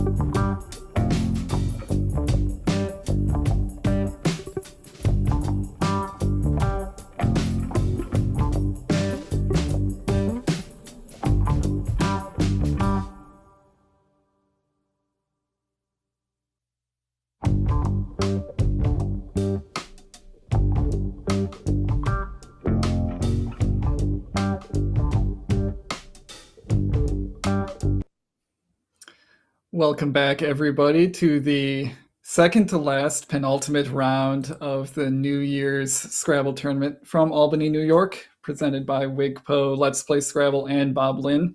We are going to switch dictionaries here for this next game. We're going to see a matchup between current first place WoW player Joey Malik against his second place foe, Carl Higbee. Andy, I think these players have been at the top of the standings for the whole tournament. This game will mean a lot to both of them. Ooh, you are muted. Yes, so we'll see the standings, but Joey Malik is one game up over everybody else in the field. So if he wins this game and one of the other games goes in his favor, then Joey Malik has the potential to clean up the WoW division right here and right now. And I think we do have standings ready. So should we go to the standings? Yep. As you said, Andy, Joey with one game up on Carl and Ari Sinke. Ari is playing Zach and Cell. So if Zach wins that game and Joey wins his game, Joey will be Gibsonized first place with one game to go. So Joey definitely aiming to win this one. And Carl and Ari both desperately trying to win their own games to make sure that Joey doesn't clinch. And then do we have Collins as well, or are we just going straight to the WoW game? Yeah, we could do a quick. We do not. Actually, I did look at the standing in Collins. I'm not sure if those players are just exceptionally slow or if there's some data entry issue. We do not have Collins standings. Other than that, we know that Wellington is in very commanding position in that division and is, I think, also looking to clinch our division. So Wellington and Joey kind of in the same position here. But we can go to the player cards on this one. We are seeing. Oh, sorry. While I was talking, we did switch to standings. We do see Wellington one game up with 1,200 spread points on his next closest foes in the standings. So Wellington, in even better, way better position. We go into the second to last game of this tournament. So we can switch over to player cards. We are going to be seeing Joey Malik versus Carl Higbee. Carl is the hometown favorite, but I would say Joey is also kind of the hometown favorite far away in Maine. Andy, what do you know about Joey? I think everybody has seen. What do you know? Yeah, so Joey, we know him. He's been a longtime player for 20 years. He's a staple of the Scrabble community. And you mentioned it's like hometown. Like he goes to a lot of these Let's Play Scrabble tournaments, the Albany, Lake George area. He was the second place runner-up in the 2023 Nationals. Very strong expert player. Also, Carl Higbee, also a very strong expert player. So high quality game that we're going to see here. Yeah, I know Joey has had some rough tournament performances this calendar year, I should say the past calendar year, but we see him redeeming himself a little bit with a very strong performance up to this point in a very tough Albany field. we can switch over to Carl's player card. Carl is truly a hero, hailing from Albany, New York, has been a top expert for some time, just much like Joey, and always likes to do well in these hometown tournaments. So this is going to be a great matchup. We can see their head-to-head. I'm sure they've played many times over this. Yes, we see 33 wins for Joey, 23 for Carl. I think that lines up roughly with Joey, maybe the slightly superior player, but Carl certainly no slouch. And we see they're relatively evenly matched going into this game. So we do have players ready. They are seated at the table. They have bagged the tiles, and we can get this game underway. Joey Malik to go first. Carl giving the bag a nice shake. Carl seems to be dressed warmly for the occasion. Joey apparently feels no difference in temperature whatsoever.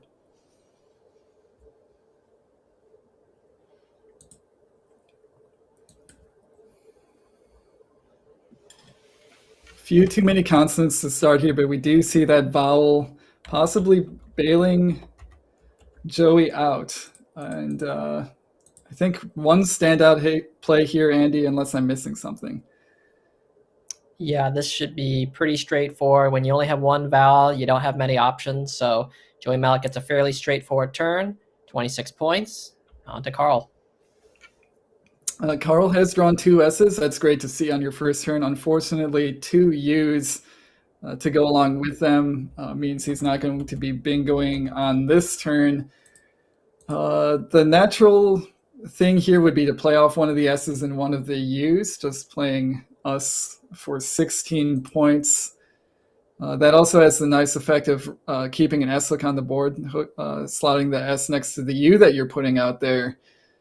Andy, do you think you just play short here with something like us? Is there any way to go longer, maybe from the J? Yeah, I don't really see anything through the J that would be worth it. I think us is a very reasonable straight equity play. You undouble the S, you undouble the U, and any reasonable draw should bring you to a bingo next turn. But it's a tricky play to make because you're thinking there's got to be something better. And of course, Carl is going to make sure he's not missing a bingo. Yeah, and the other downside of just playing us is that it smells very strongly of a fish, and Joey might restrict the board to the point where you're not able to bingo in response. So we do see Carl with a slightly longer play of deuce. I do understand why you would make this play. It's a little bit less blatant what you're trying to do. In a situation like this, your letters could be so bad that playing off your single S is actually the best play. So this signals another S, but doesn't guarantee a second S, at least from Joey's POV. So I do like that idea from Carl there. We do see Joey just very happy that E did not get blocked. He could have chosen between Tenorman and Ornament, and he goes for Ornament. 2-point sacrifice here, but floating a lot less out in space. Maybe after Carl's play of deuce, this is what you want to do. Yeah, Joey Malik probably a little surprised that the E was remained unobstructed, because unless Carl had an S, something parallel was going to probably come down.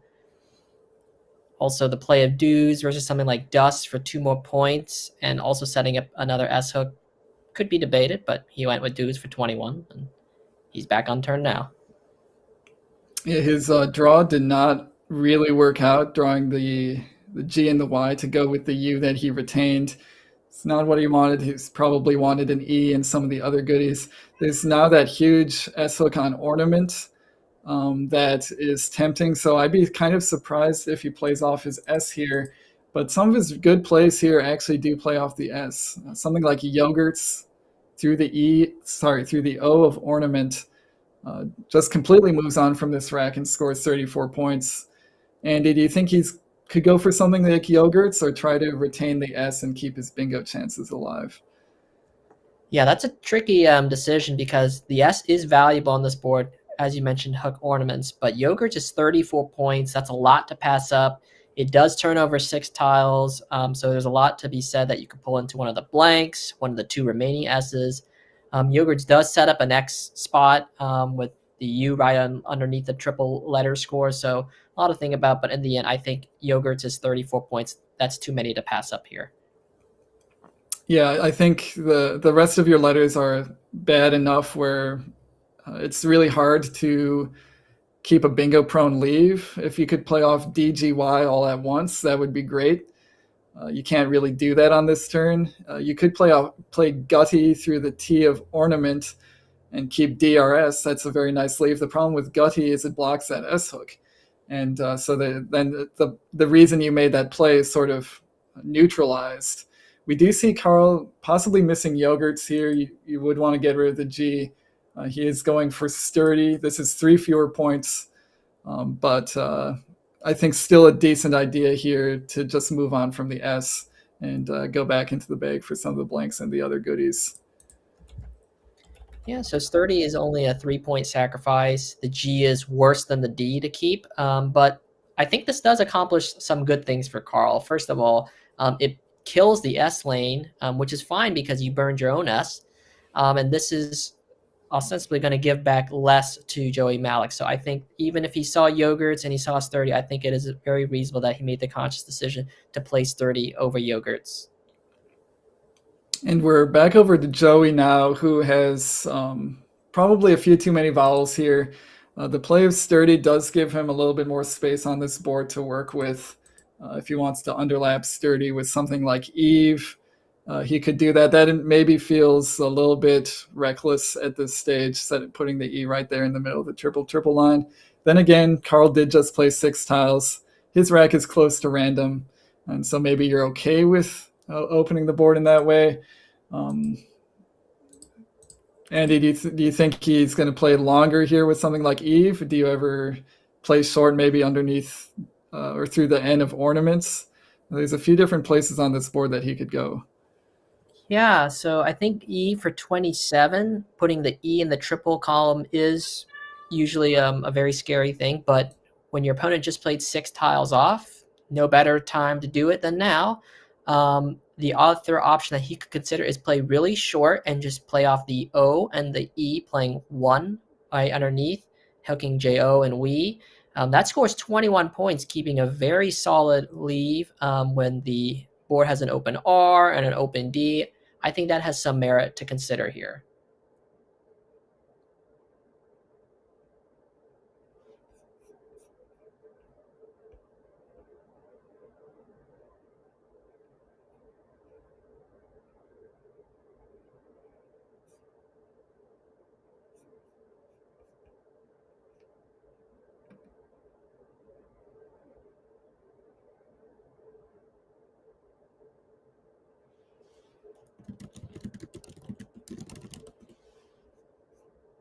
Sorry, I was muted. So I said a little bit there about the open lines, but there's a lot of open lines for Joey to work with, and he gets 1 more with the play of 1. He does retain the N for none to maybe draw a 7 in that spot in addition to all the floaters he has. Also worth noting that disconnected ND could be useful for 9-letter words. If you keep an E, or if you draw an R, you could get overwords from the O of ornaments. So there's actually a little bit more upside to a leave of AEINV than you think at first glance. So a play there would make sense. We actually see him going for Ove here. Andy, I think this is an end setup in addition to getting rid of some of those vowels. Yeah, Ove is a very top choice by the engine. So, and this does open up the left side of the board, both through the O, and also he does have the N front hook for that. So I think there's a lot to be said about this play. And then we see Carl Higbee. He was going to bingo on this turn no matter what Joey played. So nothing to be said about that. So this is nice for Carl. If I certainly would have a little bit of doubt about Gasifier, I would be very much more certain of Gasified. So I'm glad that if I'm Carl, I'm glad this D stays open, not just because it scores more, but because I'm more sure of the word. So nicely done by Carl. We see that blank is an E. And yeah, apologize for that brief moment of silence there, as I had muted for my cat, who was being even louder than usual, but seems to be quieted down now. So should be able to hear my voice the rest of the way. Meanwhile, Joey's got a lot of vowels, not the draw he wanted to pull into, and he doesn't really have a great way to get rid of that Z while balancing his leave. So he's going to have to spend some time here to really think about his not so great options. Obviously, he can get rid of the Z for 30 points, but they are going to do, they're each going to open up a lot to Carl, or they're not going to give him a great leave. So Joey's going to spend some time on this play. Anything standing out to you, Charles? Yeah, this is a tough one because a play like Size from the S of Gasified just, it's maybe the reason he didn't play Eve last turn. You're just putting an E in triple space. But there's not too much else you can do with the Z. If Joey was thinking specifically about setting up his N with Novate, he might be reluctant to part with his N. Sometimes when you make a setup like that, you get a little bit attached to it. You feel like it's, a beloved child of yours, and you want to make sure that you see it succeed. So Joey might be something like Fine from the F of Gasified, keeps the Z but gets rid of the N. So maybe it looks like he's thinking about just playing off EE. There is some upside here to trying to hit a 5-letter word like Zineb, for example, hooking Novate. We do actually see him just going to play off the Z, kind of partially neutralizing the Novate hook. Major downside of this play is underlap possibilities, but it was hard to see what else he could do in that position. Yeah, I think ZEE is probably the best play he can make in terms of it scores well, it doesn't give back that much, and it keeps, a somewhat balanced leave. It kept the N, it kept, a couple vowels. So I think that was a pretty good play. And honestly, it's probably the play I would have made playing ZEE here. We're going back over to Carl. His previous 6-tile draw yielded a bingo. Now he had a 7-tile draw, and it yielded very much not a bingo. He is sitting on QBV. I really like this play of Chi, though. It sets up vibe for him next turn if it stays open. So he immediately has a nice place to cash in the V and the B if he wants to. So a lot of upside here, not just on this turn, but future turns for Carl with this play. Yeah, he could have played, 5, burning the V now, and for 30, or playing QI first. Both options are very reasonable. I think I might have played 5. I'm holding on to QI just because that plays next turn in several spots. So, but both options are very great choices. It does give him the vibe guaranteed, or vibe response next turn if he wants to use it. Joey has again drawn a few too many vowels, but that Z out in space is really going to help him. He goes for Azoic. I think he could have improved that slightly with a play like Cozy, Cozie. That scores 6 more points. The leave is slightly worse, ANO versus ENO, but I think definitely a play in that spot was called for there. Andy, do you think there's too much of a difference here, or just going for the slightly better leave?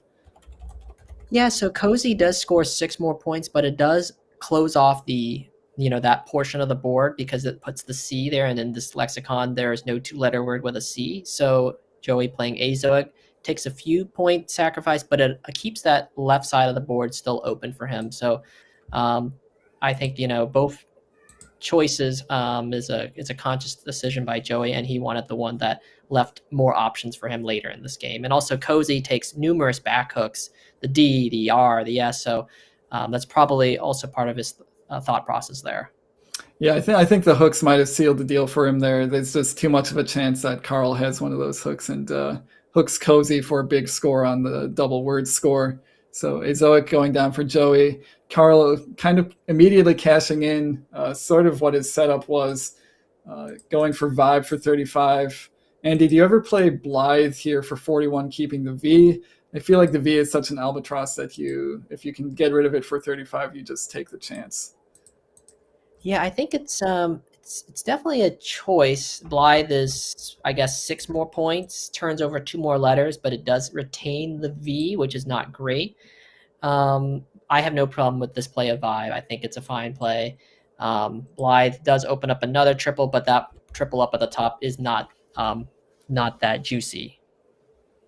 Yeah, I think you probably just end up going with vibe on that one. Keeping THL, especially with that new spot you set up, is pretty great. Joey, meanwhile, had a rack of all 1-pointers, so I'm sure he was excited to get 28 points for something like end roll. It's a really nice feeling when a spot like that materializes to sort of bail you out of a rack that doesn't have a lot of options. So understandably, Joey playing that one quite quickly. And now we're back over to Carl, who has AEHILMT. That is a nice looking set of letters, quite balanced, sort of like a medium probability rack. And it does result in 1 bingo here if he sees it. We'll let chat puzzle that one out. It's probably somebody's already yelled it by now. But Carl's going to need to show some precision in his word finding, as that's the only bingo available. Yeah, so Chad has already pointed out, and it is good in the WoW lexicon of lithemia. It means an excess of, I guess, uric acid in the urine, or the blood. The blood, because the EMIA suffix means something of excess in the bloodstream, and then the LITH, the root of that word, is, I think, something to do with stones, and uric acid stones are common enough where that's probably where they came up with that definition. Carl did pull it back. Maybe he's doubting its validity, or maybe he's looking for better plays, but I do think he is going to end up putting down lithemia on his turn. Yeah, thank you for the explanation, Dr. Hong. I think you are, in fact, a medical doctor. Correct me if I'm wrong. So makes sense that you would have encountered lithemia at some point. Carl might have pulled that one back a little bit just because there's so many emia words. You have to make sure that you're getting them all straight. Lithemia does sound a little bit like one you could make up just from knowing the lith words, knowing the emia words, and just combining the two. Also wants to make sure he's not missing anything through that O and R of ornaments.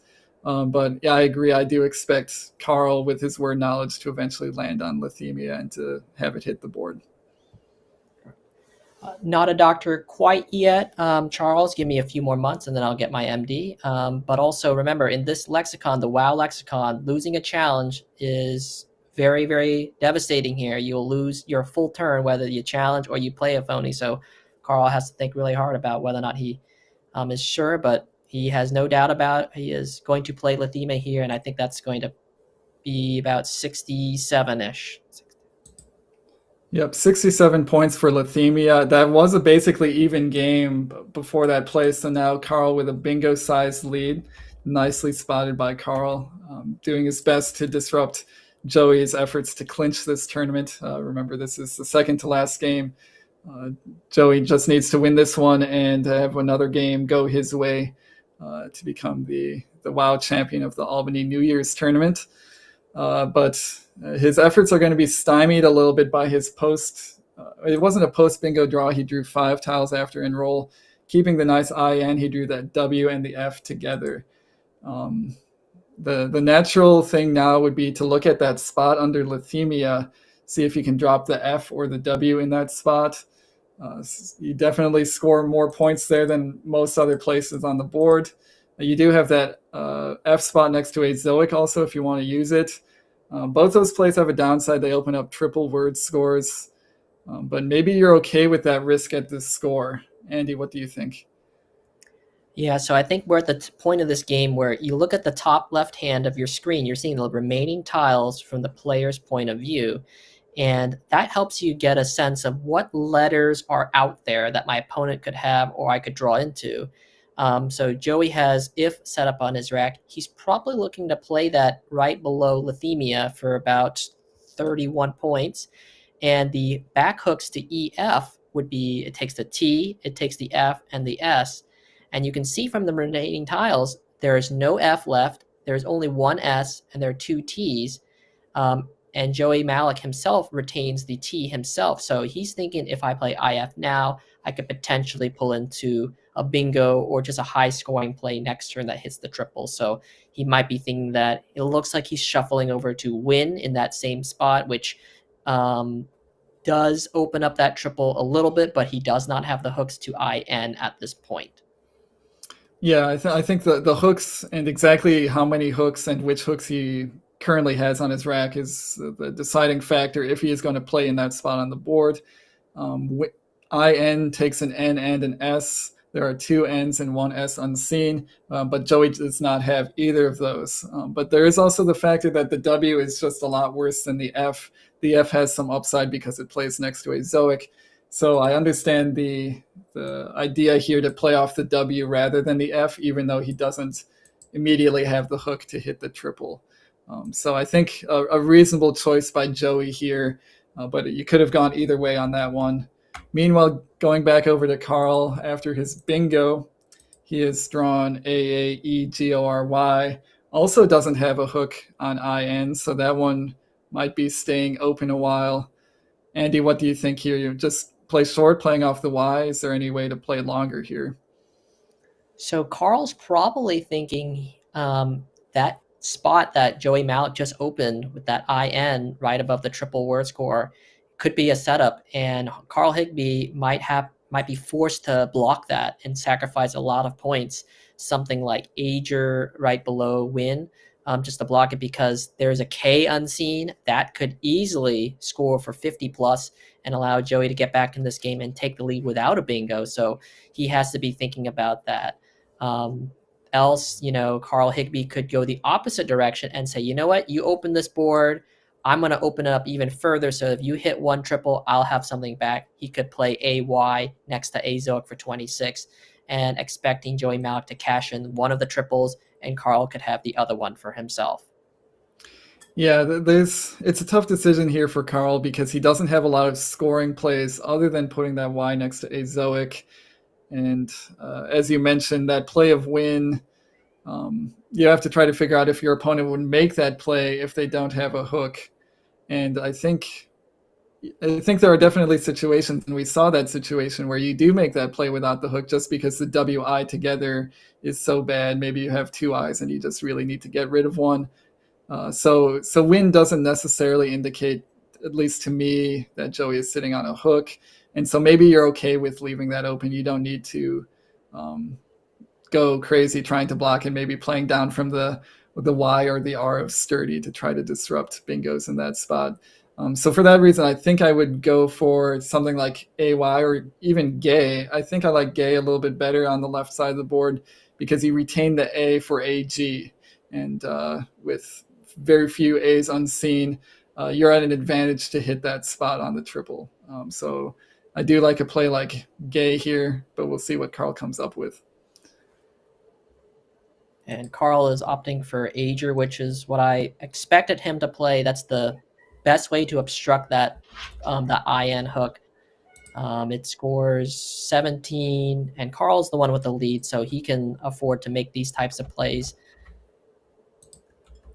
Yeah, that's a good point. The score is a factor here, and Carl, with the advantage on the scoreboard, doesn't want to seed super high scoring bingos on the bottom row.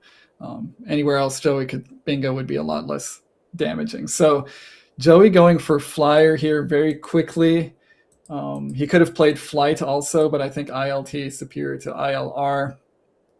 So a good idea here from Joey, scoring 40 points, kind of a sneaky 40-point play to stay in this game. Yeah, that's going to pull Joey within just 12. He did have the option to turn over 2 more letters and play flightier in that same spot for 44. Would you do that, Charles? Yeah, I think you do get 4 points closer on the scoreboard, but you probably lose more than 4 points on average with that new triple that you're opening up. It is nice to just play off as many tiles as possible. There is still a blank unseen, but I think flyer is just a lot safer in terms of what Carl's going to be able to do next turn. And honestly, if Carl didn't have like the Y for that Azoic spot, there's not a lot of places left on this board to play. Not a lot of places where Carl can score. So Joey was probably feeling pretty decent about being only down by 12 points. But we do see Carl does have the Y. He has Koi set up. I think it's a really nice scoring play and doesn't let Joey immediately overlap or side lap for that triple next turn. Yeah, he set up Cody, he set up Kopay, and he has Koi.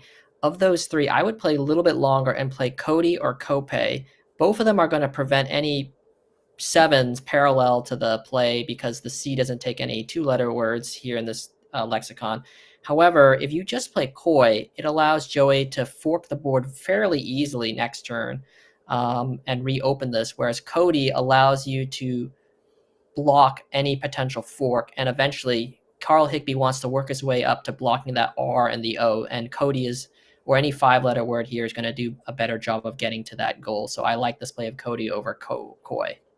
Yeah, I think I agree. A 5 here is certainly better, just to, like, you don't really care too much if Joey like hits you to the left side of your 5-letter word. You're still kind of worried about bingos, especially now that you're scoring 38 points with your play taking a 50-point lead. I think I would have liked Kopay a little bit better, just to make sure that Joey can't have something easy through the A that scores a lot of points. Something like Tank, for example, gets a lot harder if you play Kopay. You're also setting up your O for OP to the left next turn in a spot that Joey would be a little bit less likely to use. So I think Kopay is a slight improvement here, but a good idea by Carl to use that spot in a relatively safe way. We're going back over to Joey now, who, this rack is somewhat reminiscent of the rack where he played Enroll. He's got all 1-point letters, no bingo immediately forthcoming. Andy, do you think he just played to the left of Cody here, or is there something else that he should be doing? Yeah, so we're at the juncture of the game where we are basically in the final quarter. There's 14 tiles in the bag. One of them is the blank, and you're down 50 points, and space on this board is quickly dwindling. You're really left with the upper left quadrant of this board for any potential bingo, and Joey's got to think, okay, do I need a bingo to come back? You're down 50 in turn. The answer is probably yes. So he's probably going to have to think about, okay, how can I keep this board open as much as possible?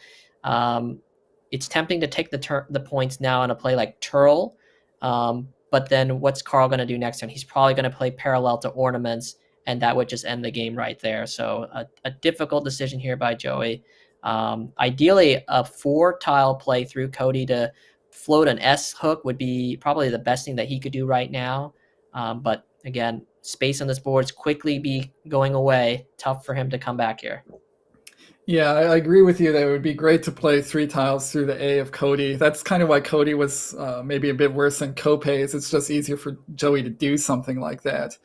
Set up an S hook and try to draw the S through the blank. He does go for the maximum amount of points here with Lerote for 33. This actually still keeps him connected on the scoreboard, where you could see possibly he wouldn't need a bingo to win if the scoring works out for him. So I think it's just a different strategy for the rest of this game for Joey. Maybe not immediately going for bingo, but just trying to outscore. Carl, meanwhile, up by 17 points. He's drawn a lot of scoring power out of the bag with 2 Ps. The K that we were talking about for ink, which is neutralized, and also the G. The thing is, these scoring tiles don't really work very well together. He could play the uncommon 5-letter word. This one comes up very rarely, of Kappa, K-O-P-P-A, to the A of ornaments. But that doesn't really do much specifically other than keeping the scoring pressure on.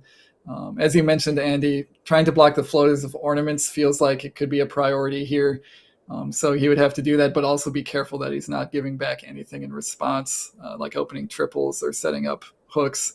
So what do you think he should do here? There's a few different ways he could go.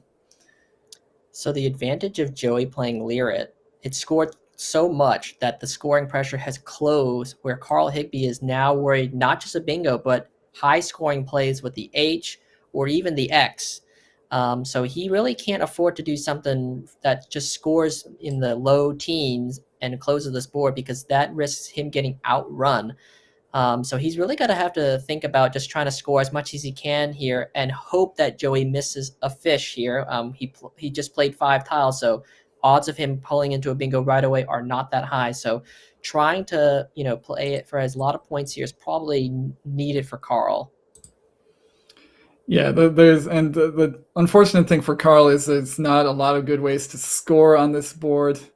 He could do something like Topper to the R of ornaments, playing off both Ps, keeping the K and the G for future scoring. What you're doing there is you are floating out an O and a P for possible 8-letter words, but I think that's preferable to having the O and the R of ornaments currently floating out there. So a slight improvement in bingo defense, and just trying to stay far enough ahead of Joey that he at least won't be able to pull ahead of you within the next turn. That's sort of the metric I use, is if I can get ahead by like 35 points ish, 30 points. These expert players generally average around 30 points per turn. If I can just be ahead when my next turn starts, I'll feel pretty good about that. It's some kind of mental thing. So we'll see if Carl goes for something like Topper. He might have poke set up, making okay. That feels like it would cede too much scoring to Joey, but it also scores 28. So maybe he thinks he wins that exchange. Yeah, poke is very dangerous because of the lurking X. Honestly, Carl Higbee would play poke if he himself retained the X, because that's an X setup. So I would not play poke here. It opens the triple, opens an X spot, and it leaves 3 clunky consonants. And let's take a look at the unseen pool. Not many vowels left in this pool, unless you want one of the U's, which is going to be the least valuable of the vowels remaining. So Carl Higbee doing the right thing here, spending a lot of time here, because we're at the pre-end game part of the game here, where he's got to be thinking, okay, what am I going to do if my opponent has this? He's got to think about, is Joey Malik going to play a bingo next turn, or is he going to probably play an X play? It looks like Carl Higbee going for poke here. Well, this is actually a big surprise. I wonder if he's possibly a little bit blind to the X spot that he's setting up. Yeah, it definitely happens to me. I'm not sure about you, Andy, where I put a play on the board. It's only then that I realize the spot that I'm setting up, and I'm forced to take it back. It's sort of giving your opponent free information. That definitely seems like it might have happened there. Yeah, Cop is way better. This is much better from Carl's point of view. He put down poke. He said like, oh wait, there's an X. I can't do that. Cop is better. It scores actually surprisingly well. Keeps this board tight. Obstructs the R. Now he's up by, as you mentioned, that magic 34 points on a board that's not going to yield any bingos, unless he has something through the R. So this is a far better play than poke. And now Joey's got the X. It would have been great after poke. It's not so great now. He's not really got a whole lot of options to use it this turn. And honestly, I don't see a whole lot of potential for it on this board, for it scoring more in future turns. So, Andy, are you looking to play off the X now, even if it's not for a great score, something like Taxon? Or you're maybe holding on to the X and hoping that it can score well for you in the future. There's the other wrinkle is there's still an S and a blank unseen from his perspective. So there is maybe still a little bit of merit to playing more tiles rather than fewer tiles. A lot of things to think about here. Really hard to make a decision. Luckily, Joey's got the time advantage, so he can afford to think this one through. Yeah, I expect Joey to spend at least, he's probably going to take this clock down to the 7-minute or 5-minute range to really think about it, because as we mentioned, this is the end game. And let's walk through what Joey Malik is thinking in his head right now. Okay, I'm down 34. It is my turn. I have the X. I have some good tiles that would score well, but I'm kind of far from a bingo. My opponent just played off 2 clunky consonants. What do I need to defend against? How am I going to get back in this game? You could fish for a bingo, and obviously if you hit your bingo, you'll win, but look at this board, not much real estate. Can I use the X for a lot of points? There's not a great spot for the X. There's also the other factor here that Carl Higbee expose poke. You can get some information out of that exposure. First of all, he has an O and the E in reserve. So cross those letters out from the remaining tile pool. You know that a play like just plopping off OX next to Cody is not going to be that good, because Carl Higbee has the final O to make OXO. You can also surmise that Carl Higbee doesn't have the X, because if he did, he would have played poke and not be so concerned. We know that Joey himself has the X. So a lot to think about here for Joey Malik. I think it's going to be really tough for him to find a scenario here. Something that he could consider is just play OX on top of Cop, expose that triple, and really, sit and pray that Carl Higbie does not have a bingo right now.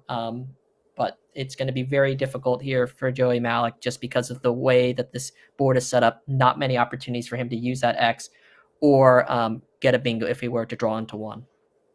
Yeah, this is a tough situation for Joey. I feel like OX on top of Cop almost never works just because there's too many hooks for OP. You're giving back so many points, and even if you draw a bingo, it's never going to play. We do see him with a creative idea here, going for just the H setup, setting up hoax, which would be like 60-ish points, like 60-some points. Maybe it doesn't matter a whole lot because Carl managed to draw a bingo on this board. After KP, he drew S blank and immediately spots Gestapo for 86 points, his only bingo, giving him a really commanding 110-point lead in this game. Nicely done by Carl. Maybe a little bit anticlimactic as he's just able to get a bingo down on this board where we didn't expect it. Yeah, well, let's give credit to Joey Malik. The play of just dumping the D, setting up his H because EDH is a word, is very creative. And I think that was a really good way to try to give him a lot of chances to win this game. It's unfortunate that Carl Higbie had a bingo right away. I would have probably spent a couple minutes there if I was Carl just to see, is playing the bingo here really the best situation? Just because that setup, you have to think about it. But Gestapo just put him up by enough where he's not going to get burned by anything here. Yeah, it's kind of a nice feeling if you're Carl to sort of bypass a complicated end game, a complicated tactical end game, and just play the bingo and not have to worry about it. Especially as we're heading into the final game here, the WoW division is going to be wide open after Joey's loss. He's certainly going to want to take a little bit of a break after this one and clear his mind, but definitely if he can avoid expending some of those brain cells prematurely, he's going to be happy for that opportunity.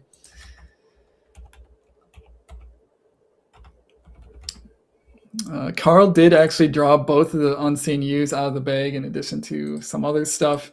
He's not going to have a lot of good options here. Joey's definitely going out next turn, but at this point he's okay with that. He's got the huge spread advantage, and he's going to be equalized with wins, 17 wins apiece when all is said and done. Yeah, I wouldn't spend too much time here on Carl.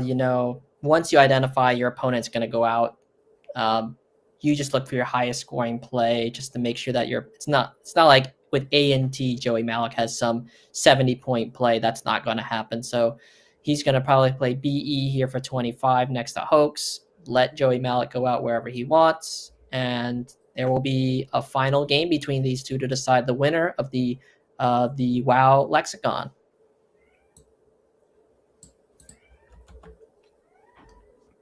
So Carl going with BE here, maybe not quite his best endgame play, but of course it doesn't mean a whole lot.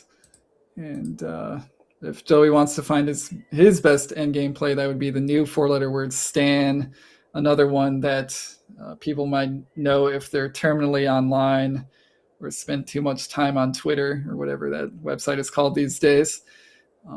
That would be 8 points. Kind of surprising that his best outplay here is only 8, but that is indeed the case. But whatever he does, it's going to be Carl's win. And nice job by Carl here to not let Joey end this tournament prematurely.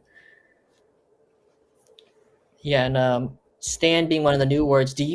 What does stand mean? It's one of those hip words, right? Or the new kid word. What does it mean? I think it means to be a fan of in excess, or like, to the point where you're defending them too much. I think it's used, I think, primarily for K-pop fans, or maybe I'm mixing up my cool new words. But you can stand for somebody. I don't know who here is standing for Joey and who here is standing for Carl. I think both me and Andy are just standing for a good game of Scrabble, and that's definitely what we got here. Oh, for sure. I think great play. Both of these players showing exactly why they are at the top of the division. Let's go to overhead. That was awesome. Yeah. I like to say this was a setup for Gestapo. Yeah. Did you have the blank already?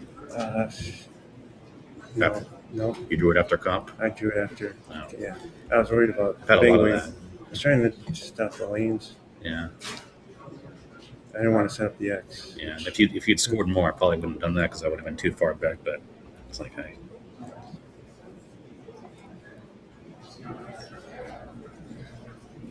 Yeah. I thought about THO there, but you might have had others. I don't know. THO. Oh. That is no front hooks. There are no front hooks. Yeah. But I'm still in trouble. I'm still behind. I don't know. Stop gate through the T. What? Stop gate? Stop gate? No, it's gate post and cottages. Yeah. Yeah. Right. Let's get this in. Might see you soon. Oh, Yeah, I think Joey and Carl coming to the realization that they're probably going to have to play again in the next round, assuming that standings stay the way we want them to or that we expect them to. But nice game for both players. We are getting word that Wellington Jiggery has clinched the Collins division. So congratulations to Wellington, not only having that huge spread, but also being just plainly ahead by wins. So it looks like our next game, the final game of this stream, will be Joey Malik again, trying to keep the WoW division under control. Well, actually, I think if Ari won his game, it will be Carl and Ari because Ari will jump Joey in spread. But we'll have to take a look. The standings are so tight in that lexicon, we'll have to double check. Yeah, we'll definitely be seeing a championship game of some sort in the WoW division. It still remains to be seen who the players are. That division, as you mentioned, is so tight. But as mentioned, Collins is clinched. Wellington is the Collins champion. Going back home to California, $2,500 richer. We are planning to get an interview with Wellington here in between games, but of course, he needs to be grabbed and have the headset put over his ears, prepped for all the fastball questions that we're going to give him. A lot of hard-hitting journalistic stuff going on, I'm sure. So we've still got a little bit of time to kill to get Wellington set up for that interview. In the meantime, we'll do a few more plugs here. Just make sure that you're liking this stream. Make sure that you're subscribed to Let's Play Scrabble. We've still got one game left to go. It's going to be the most exciting one of them all. Well, we hope it's the most exciting one. We certainly can't guarantee it. Certainly going to be the most impactful one for the WoW division. So any more likes, any more subscriptions, get as many eyeballs on this game as possible. Text your friends who don't like Scrabble and tell them that they should like Scrabble and they should be watching it. We want to make sure people are seeing the best that this game has to offer. Andy, any other plugs? Anybody else you want to shout out particularly? I just want all the viewers to like this video and engage in the chat. That's going to drum up the interest for the final game. And then also, if you're in the chat, go ahead and pop down some questions that you want us to ask Wellington. We've got some in our heads, but if you got a burning question, put it in the chat and maybe we'll pick that question to ask our new Collins champ in a bit. Yeah, I think Wellington can be a little bit of a mystery man, given that he was based internationally for so long. A lot of players don't exactly know who he is, other than he's obviously extremely good at Scrabble. So if you've got any questions you want us to throw his way, put them there in the YouTube chat. We'll try to use the good ones. And if you put in weird, memey ones, we're probably not going to use those. I personally am not great at coming up with interview questions. I don't know about you, Andy. So I could use all the help that chat can give me. If you've got, insightful questions that you want asked, it's probably better than what I'm coming up with. So drop those things in chat. Sounds like we're still getting Wellington set up here, but it should only be a little bit longer. Yeah, so don't dawdle around. We'll have the interview Wellington very shortly, and then of course we've got the final game of the Albany New Year Scrabble tournament in just probably give us about maybe 10 minutes ish, and probably that game will be ready to go. And that's going to be a very exciting game. We'll take a look at the standings for both lexicon. Chat, give us some of those suggestions. I hear on the internet and the kids these days, they say like, oh, ask chat, or chat, give me suggestion for this. This is what they mean. They mean the chat. They mean you guys are the chat that the world is talking about when they need help with something. So chat, help us out here. And it looks like we are ready to go with Wellington. So Charles, whenever you're ready, you can take us to him. Yeah, let's switch over to Wellington and some good thoughts. So first of all, Wellington, can you hear us? I can hear you clearly.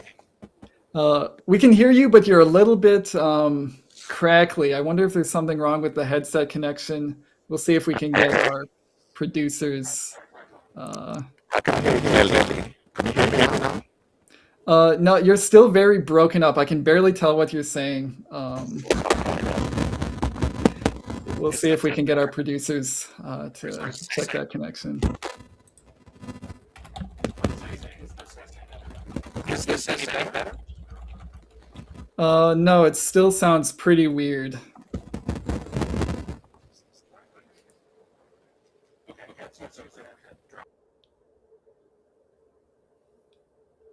Oh yeah, you need to put it back on. Yeah, okay. I'll just mute the input.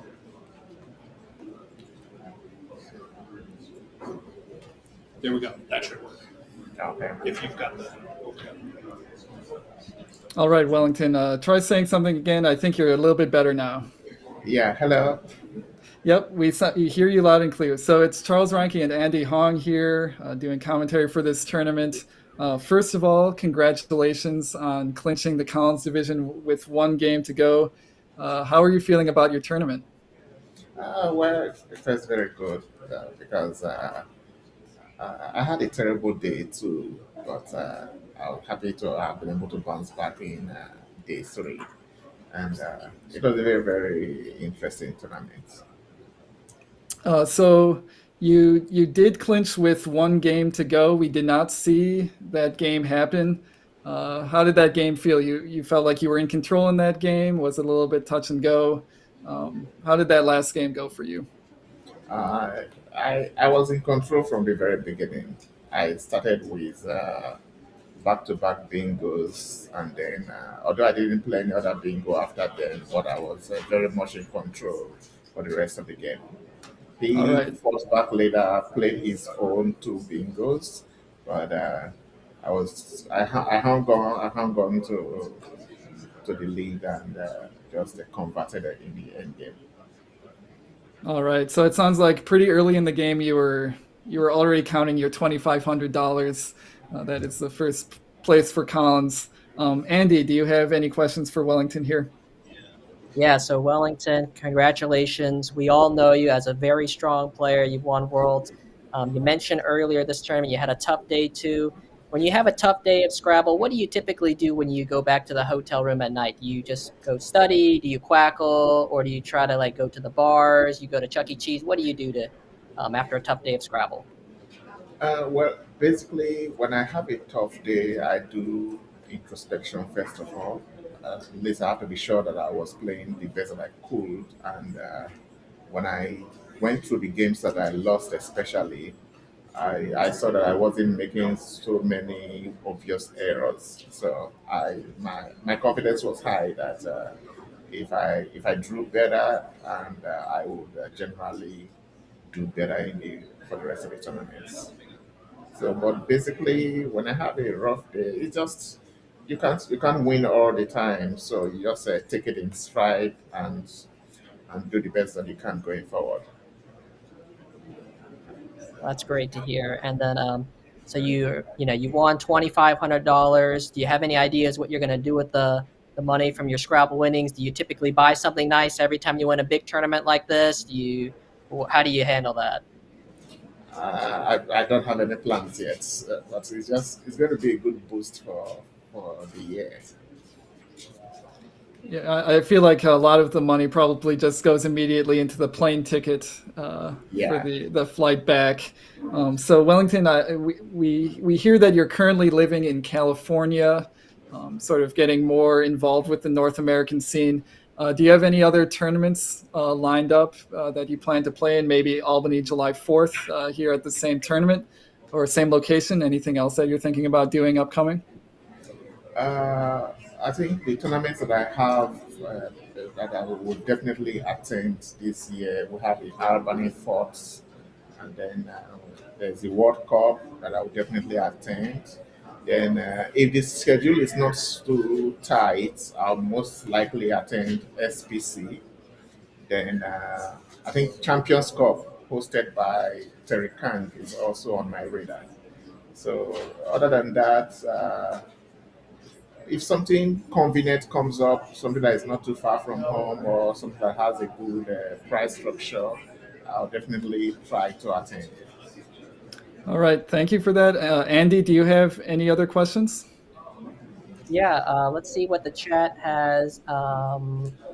They want to know who in this field would give you the toughest match in a 7-game series. So who in the room today would give you the toughest match if you guys were to play a 7-game series? I think there are a lot of great players around that will give me a very tough match. My very last opponent, Matthew O'Connor, would pose a good threat. We have Jason Keller in the field. We have Josh Sokol. We have Austin Sheen. A whole lot of good players around, so it can go either way. Then, of course, we have my compatriot, Dennis Kekirego. He's someone who knows a lot about my game and all that. So he would especially pose a very, very huge threat if we had to play best of seven. That's great. And you mentioned your friends, your compatriots. Do you typically spend the after hours with them? Like you guys go eat together, you guys talk about games together, or do you like to, like kind of be your independent self when you go to a tournament like this? Yeah, we basically do things together since we and uh, and even before coming to the US, we have played a whole lot of games amongst ourselves way back in Nigeria. And, we know each other's game in and out, and he's in a very, very prime position to to take me to the cleaners if the draws go in his favor. That's great to So hear. thanks for your insights, Wellington. Do you have anything else that you want to say to all the viewers out there? I think we have about 200 people watching us right now. Well, the first thing I'll have to say is that I have to give kudos to the organizers. Organizers of Scrabble are the real unsung heroes most of the times, because whether you like it or not, when a tournament is in place, someone is definitely going to win. So if I wasn't here, someone else would have won. If that someone else wasn't here, someone else would still have won. So basically, a lot of thanks go to the organizers and everyone that is doing whatever they are doing to promote Scrabble and put Scrabble out there. So a lot of my thanks and appreciation goes to them. And for those upcoming players out there who are striving to get better in the game, I'll just tell them to put in the work and keep grinding. It is easy to get to the top of Scrabble if you do the right things. All right. Thank you, Wellington, and congratulations again. Thank you very much. All right. It was great to get some of Wellington's insights, get to know him a little bit more as less of an enigma and less of just a real guy who plays real good Scrabble. I think we might still have to take a little bit of a break here. There's still some games in the WoW division that are still ongoing or just finishing up, which does affect the pairings even at the very top where most of the games have already finished. So, Andy, I think we're going to take a break here, but everybody out there, don't go anywhere. We've still got one more fantastic game of Scrabble ready for you all to watch.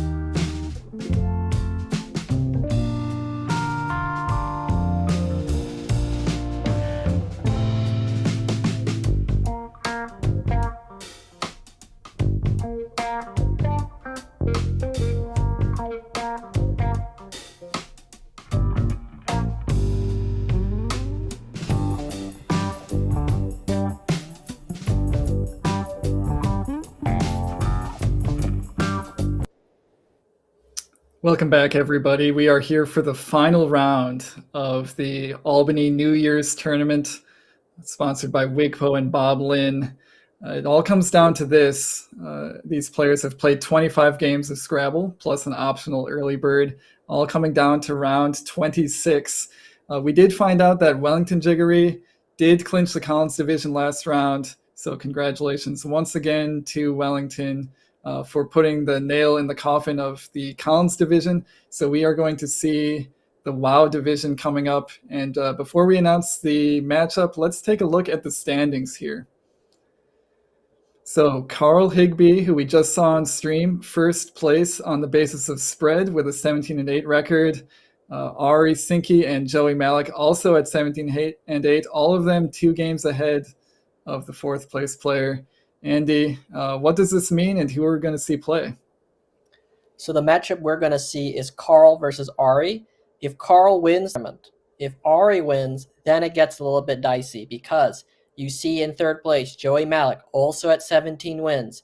If Joey Malik wins his game, and if both Ari and Joey win their game, then it comes down to spread. Right now, Ari has a 4-point spread advantage over Joey Malik. So if Ari wins, he needs to make sure that Joey doesn't also win by over 104 over whatever Ari won. So it's going to be a close game. This game will have drama. The other game will have drama. We've got drama for the next hour. Yeah, this is going to be great. This is for all the marbles. The marbles, of course, being the prize money stake in the WoW division. We're going to take a look at the player cards briefly here as we set up this matchup for you all. Ari Sinke had a really rough start to this tournament. He went 5-7 to the first 12 games, then ran off a 12-1 record after that point. His single loss was to who can guess? It's Carl Higbee. Carl Higbee has been the only player to stop Ari in recent memory. We can see he's an extremely top-level player, has done good at big tournaments before, although I don't know if he really has a signature win on his resume. Maybe he's looking for that signature win here. And we'll take a look at Carl. As we mentioned last game, he is the hometown hero. He is very comfortable in the city of Albany, very active in the local club. And he's kind of proving it right now with his dominant performance in this tournament and very good performances in other Albany tournaments. We'll take a look at the head-to-head here and see how it shakes out. We do see not as many games possibly as you would expect, and 2 of them coming in this tournament. Andy, it does feel like Carl has the mental advantage going into this one. Well, Carl is doing fantastic in this tournament, but Ari is on that hot streak. So I would say both players are feeling very good about themselves, very hot. Hopefully that translates on the board where we see a very good 400 type game, and we are treated to a wonderful game. Yeah, definitely looking forward to this one, the last game of the tournament. We do have players ready, so we'll cut over to the action. We do have Ari going first. That is a nice little advantage here in this final game. We've got the good-natured handshake. What we're really hoping for is some good Scrabble played from both sides, and Ari starting to get tiles out of the bag. Will be underway shortly. And we are getting word from our producer that they will try to spy on the Malik and Cell game, and we can possibly get some updates on that one as well, although it is not being streamed. Ari, with a very good opening rack. This feels great if you're trying to win this tournament. Yeah, only one valid 7 on this rack, and it's just a matter of placement, and Ari goes with this placement, which I think is the best. Do you agree with this one, Charles? Yeah, I think this is a good placement. The A and the I are positioned advantageously, and the T hook on Salties is there, but can only be used by a 7-letter word if you're trying to hit the double. So this play does a lot of things right. And as you mentioned, the only valid 7 Honestly, salty is probably one of the easiest words to spot, and if you've studied it, you'll find it basically instantly. So Ari not spending too much time on that turn. Going over to Carl, his rack is going to be a little bit tougher to deal with, although he does have a playable bingo, not as easy to spot as Salty's. We'll see if he can pull this one out. Yeah, so Ari off to the start he wanted, but remember, even if Ari is up by 100 in this game, he knows he has to worry about the other game involving Joey Malik. So no matter what the score in this game, Ari's going to feel pressure to maximize every point and try to win by as much as he can. Carl Higbee shuffling his tiles. I'm getting a little bit worried here that he's going to miss his 8-letter word of Fri Jan. It sounds like a kind of cheese, but then again, I make up a lot of definitions. I guess I should just look in the dictionary what a Fri Jan is. Oh, it is a type of cheese. Well, look at that. Okay. Well, hopefully he finds his cheese here. Yeah, I am ashamed as a Wisconsinite. I did not actually know it was a cheese, although a lot of the Italian words are cheeses, so maybe I could have guessed that. But indeed, Furlano, a cheese, plays here for 72 points. But honestly, Andy, Furlano is one of the more difficult words to spot when you're looking at higher probability 8-letter words. The ordering of the U and the I especially is just very unnatural. And if you don't see it quickly and you don't immediately identify this rack as containing an 8 with an I, it's extremely easy to miss.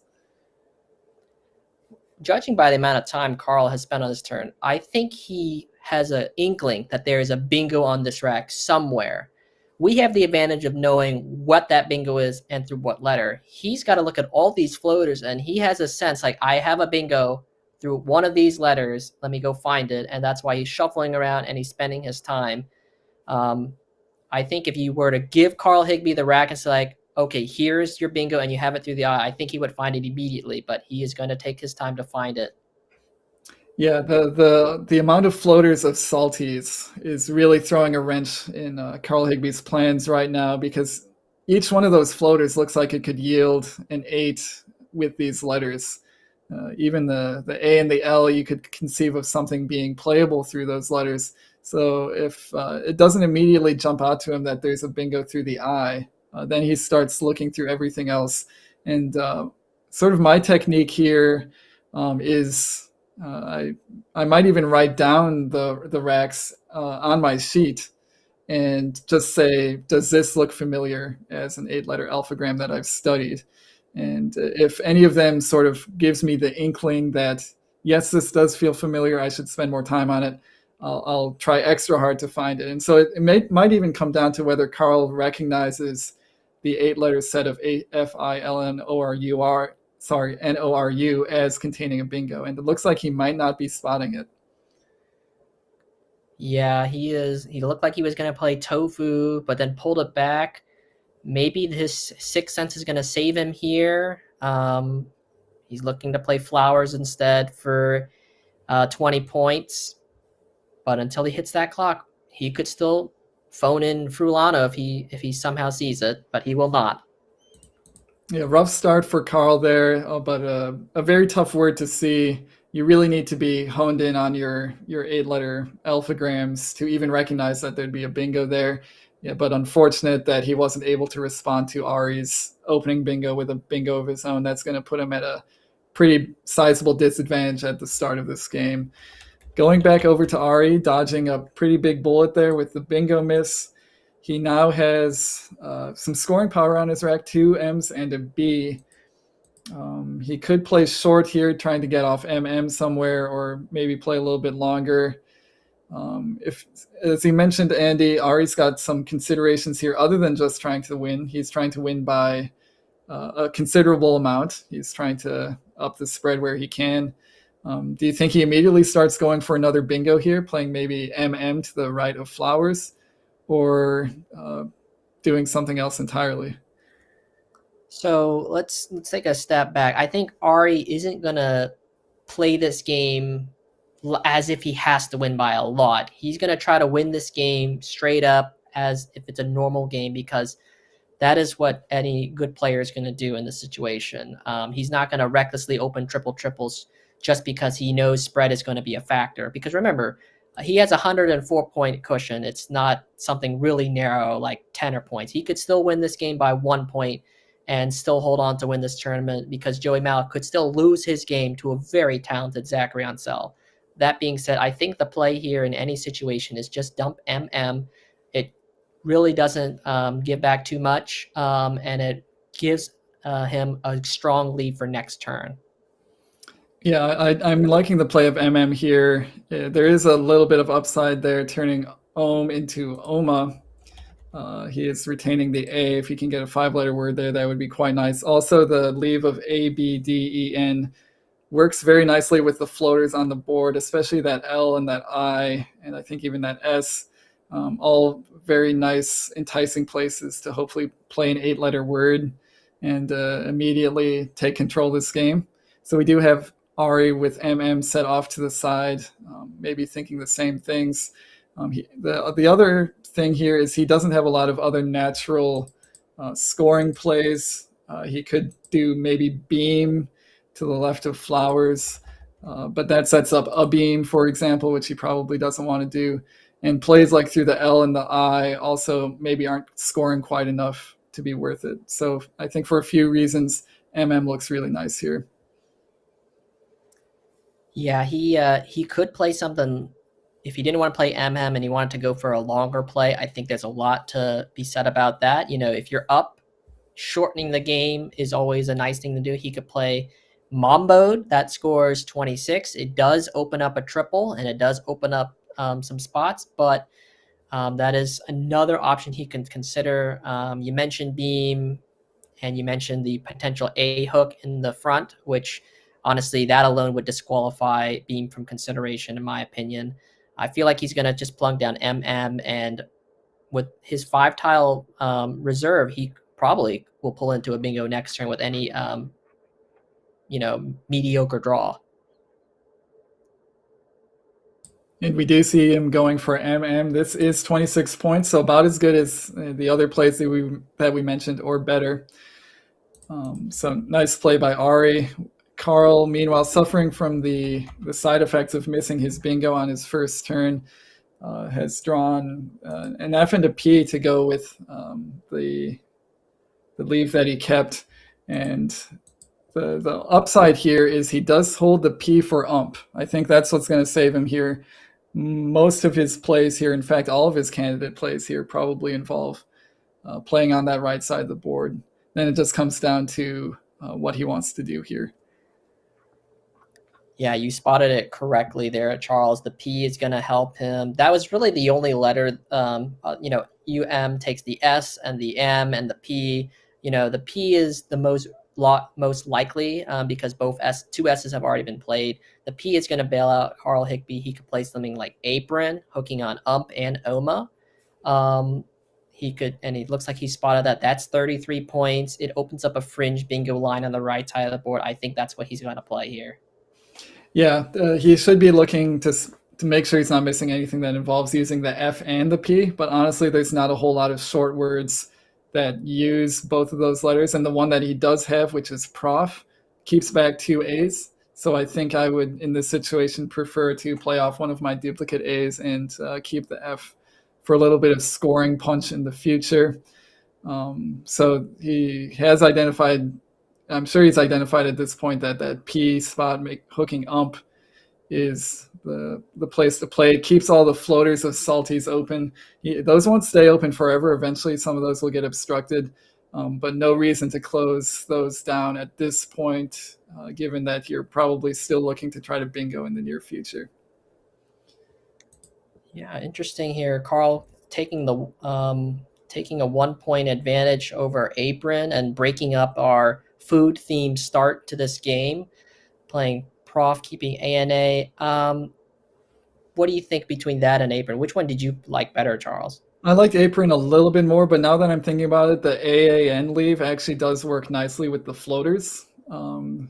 You still bingo very often with 2 A's, and having all those nice floaters of salties does make it a little bit more reasonable. So I think a pretty close decision here, but I'm fine with Carl's decision to play prof here. We have Ari now back on turn. Didn't quite draw what he wanted after his 2-tile play of MM. The Y is sort of hampering his bingo chances, although he does have ABLY, on his rack. So maybe not as devastating as you would think at first glance. But no available bingos here. So he's going to have to figure out what he wants to do. Playing to the left of flowers does seem like the natural place to play on this board. He just has to be careful not to set up anything unnecessarily for Carl. Andy, do you see anything in that area that you like, or maybe somewhere else on this board? No, I think you spotted it correctly. Parallel to flowers is going to score well, and it does obstruct that double-double through the potential eye of Salty. So something like B scores 29. That's a great play because unlike Beam, B doesn't take any front hooks, so you're not exposing the top line of the board. So Beat for 29, keeping YEN is something I would play here.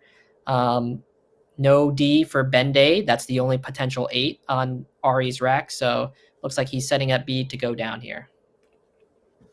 Yeah, nice play here by Ari. The Y does have maybe a little bit more upside than usual because of that floating L for 8s ending in LY. So no real issue keeping it here and scoring a nice 29 points. Puts the score at 121 for Ari, 54 for Carl. And we see that Carl has drawn duplicate N's to go with the duplicate A's that he kept on his leaf, plus that W, which is not a good bingo tile when you're down by a bingo and you're sort of grooming your rack towards a bingo. W is one of the last tiles that you want to see. And also, unfortunately for him, it doesn't have a lot of scoring power on this board. So the W, a little bit of an albatross here. He's going to want to get rid of it shortly. Andy, how do you think he should do that? Yeah, so these are the types of turns that really are going to frustrate some of the top level Scrabble players because you would think you have good options to score or do well on this board, but there really isn't. There's, after Bead, not many options to just score even in the 20s for Carl Higbee. And he's also got one of those racks where he might think like, well, let's play it short and try to fish off some letters, like get rid of that W, unduplicate the A and the N. And then you're going to try to say like, okay, what is my best option to get rid of the A, the W, and the N? And you're going to see that there's very few places to play that for any number of points. He could play, looks like he's setting up WAN or maybe Want, but it's one of those racks and boards where you really just hope for something better, but you really can't score anything more than maybe in the teens. Yeah, this is a tough situation. If Carl does want to play off WAN specifically, the only way he can do it is by blocking his own bingo lines. And we see him, I'm sure he's not happy about this. That S in particular is a very nice place to bingo. WAN does make it a lot harder to just parallel salties, either on the top or on the bottom. So this actually drastically, I think, reduces Carl's bingo chances next turn at a juncture of the game where he's really trying to get a bingo down soon. So it's a little bit of a tough call there. I might have done Nawab instead of WAN and just said, hit the triple if you can. We do see Ari very quickly identifying his playable bingo of neotypes. Very nicely spotted by Ari. Yeah, well spotted there for Ari for 71, and further building on his lead, he now leads it by 126 points. And Carl Higbee has missed his fish. Unfortunately, he drew almost the same letters he just threw out. He's going to have to try to think creatively how to get back in this game. Yeah, this is a tough situation for Carl. Drawing UW on what was basically a fish fishing off the W just really hurts. Sort of psychologically, that's not a good thing to have happen. And he's going to be faced with another turn where he has to figure out how to get rid of the W, with the added complication of also having the U on his rack, hopefully trying to get rid of both at the same time. Honestly, on a turn like this, I might just do outsaw through the S of neotypes, open up some very easy lanes for 7-letter words, move on from the U and the W. You aren't keeping extremely great because you're only keeping 2 tiles EN. A lot of randomness could hurt you, but a play like that at least moves on from the U and the W. Yeah, I like outsaw. I like it much better than the play of unso, just because outsaw the O is a lot easier to underlap. Unso is going to be much more harder for him to overlap, especially since he's now given up his E. But still, blank and power tiles to draw, so Carl Higbie can still get back in this game.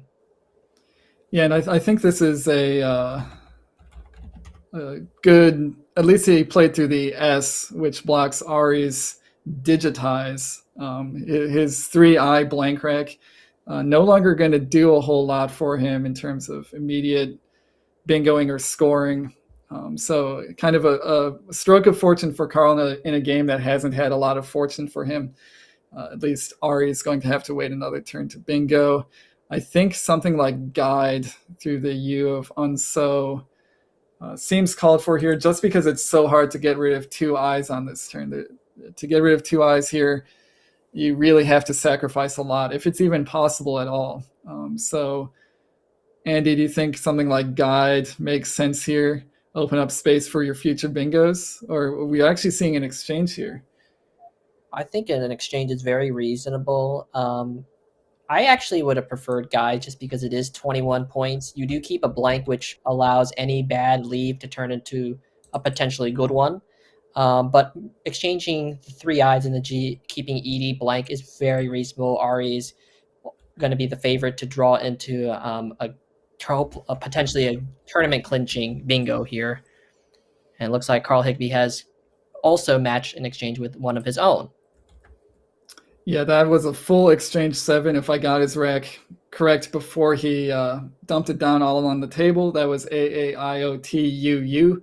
Nothing really worth keeping there. There's plenty of T's in the bag. I may have kept AT, for example, but he might be thinking he just really wants the blank at this juncture, and the best way to try to get that is to exchange all of them. So not faulting him for just completely moving on, doing a total reset on his rack. And Ari benefiting from that U in space after drawing the Q on his exchange. I think there's no other option here but just to play quote. Yes, I think that was a fairly straightforward play. Ari just looked at his rack, make sure he wasn't missing a bingo, saw there was none, played for 42, keeping the blank, and now he still maintains his triple-digit lead. On to Carl here to hopefully his draw will save him. Yeah, it looks like his draw did not save him. Drawing CG together, that's bad enough. Drawing YI together is also quite bad. If you do them all at the same time, I shouldn't say catastrophic, but it is really bad. This is considerably worse than the average rack out of a 7-tile exchange. So rough go of it here for Carl. He is now down by about 150 points. Nowhere close to a bingo. It's going to be really hard for him to get back in this game. Yeah, but from his point of view, there's still 2 blanks, so he can try to get back. But as we've mentioned before, he's going to need a bingo soon. We are now almost halfway through this game, and he is down 2-0 in the bingo column. He plays his best equity play of Icy. This at least gets him a chance, and it does allow him to break 100 at least.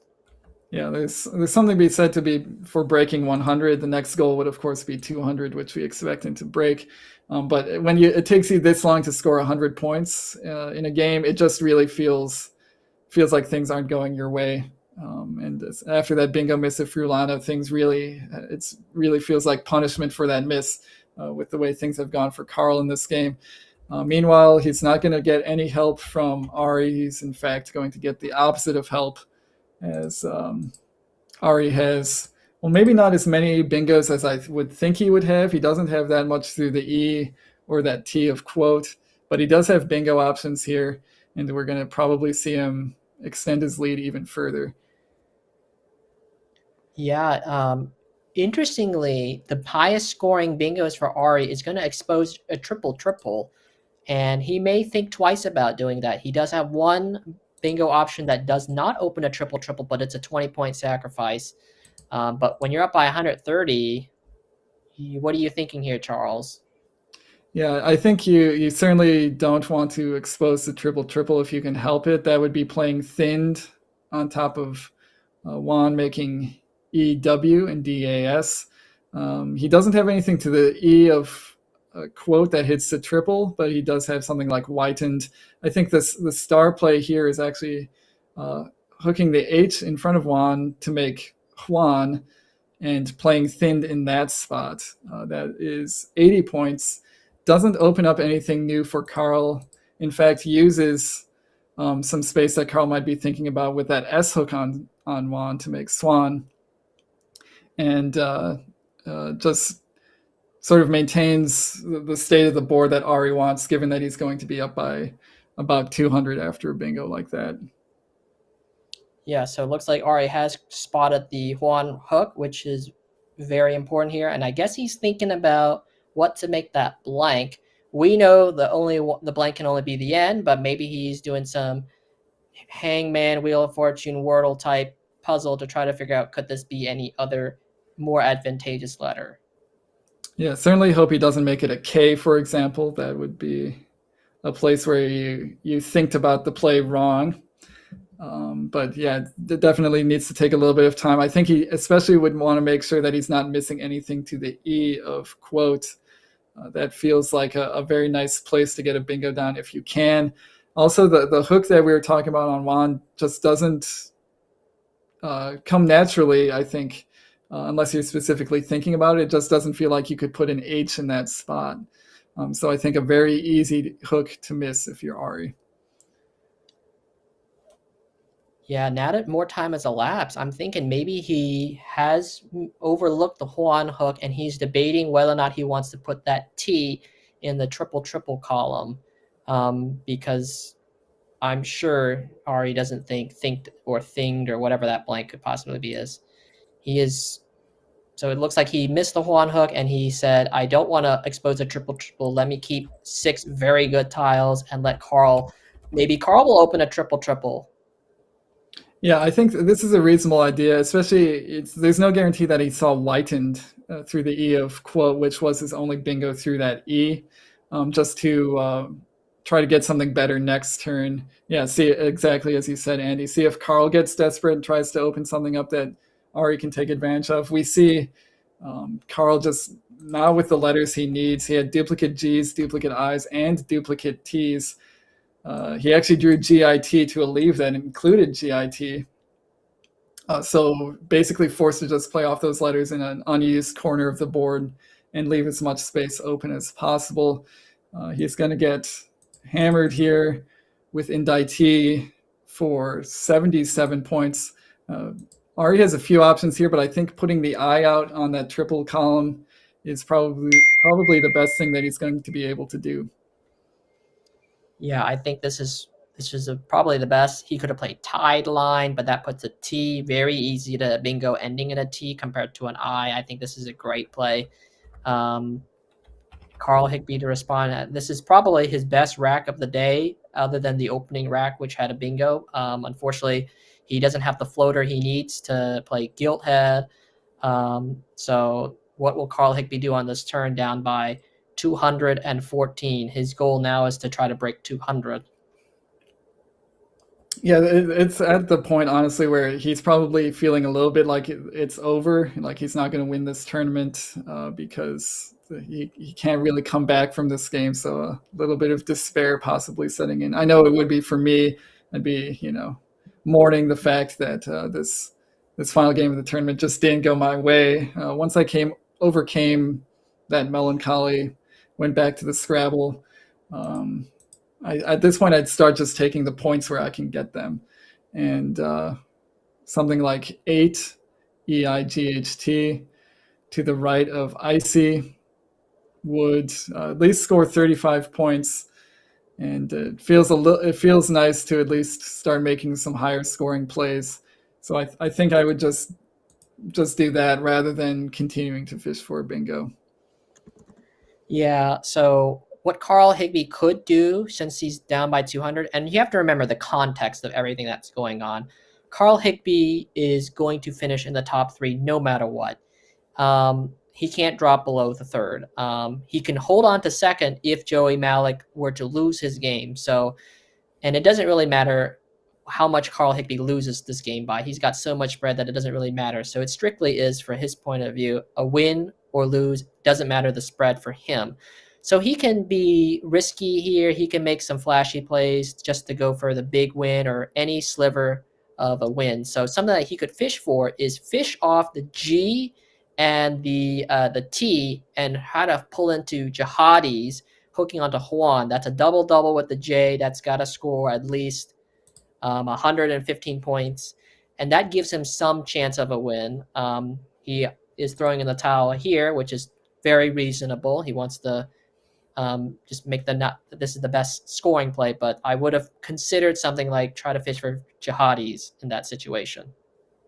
Yeah, that it would be a creative spot, and he does draw the J, so maybe slightly more likely than we expect. But yeah, it's certainly not faulting him here for just taking the points where he can get them, not necessarily thinking about pulling out that 1/100th of a 100th% chance of getting a win in this game.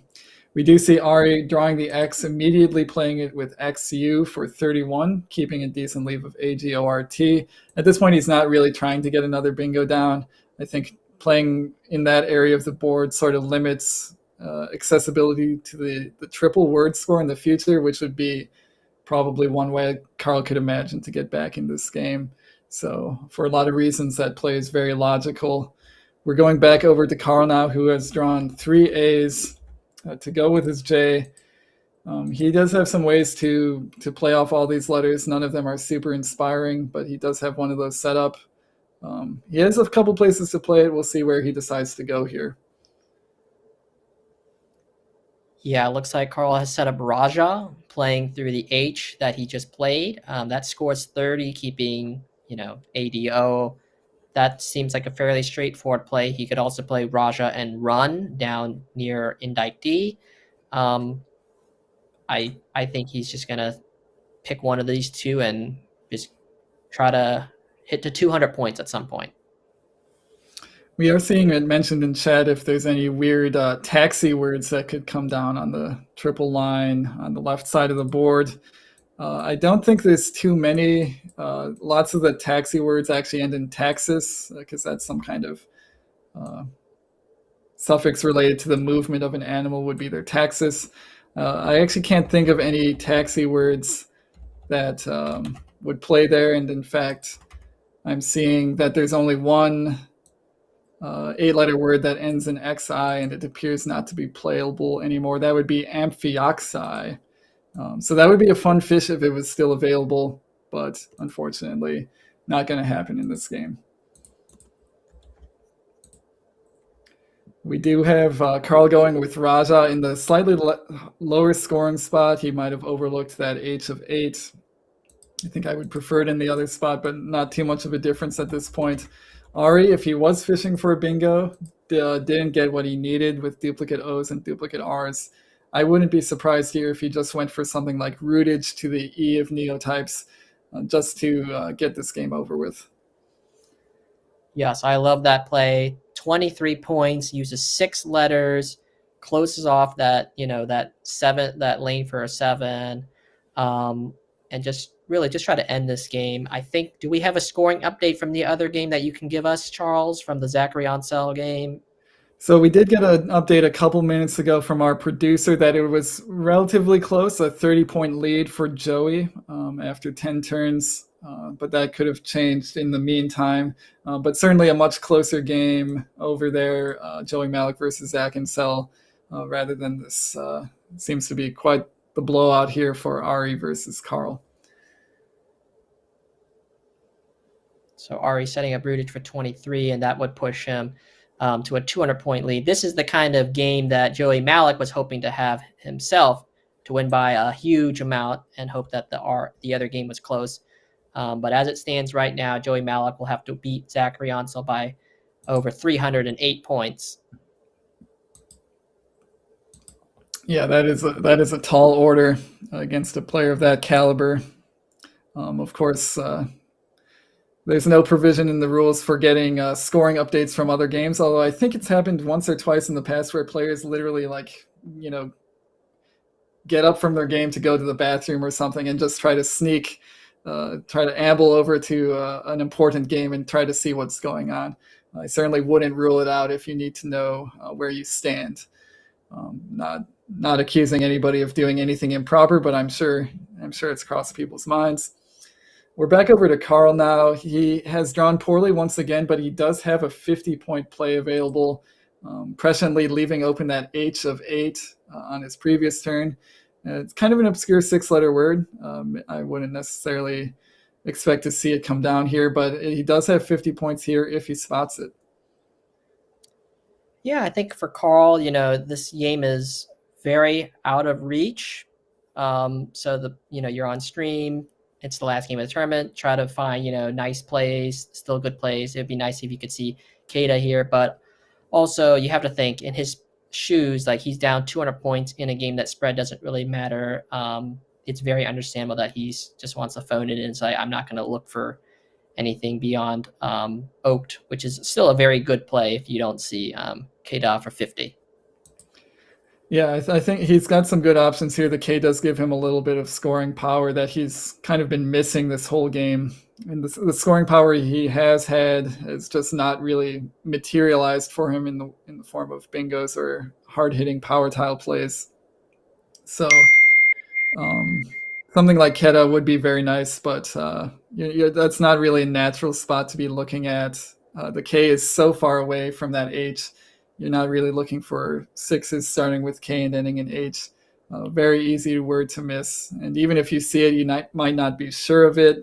Another wrinkle here is, of course, we're playing in the North American lexicon, and you lose your turn if you play a phony word. So Carl, already feeling bad enough being down by 200. Losing a turn here would be, just adding to the pain.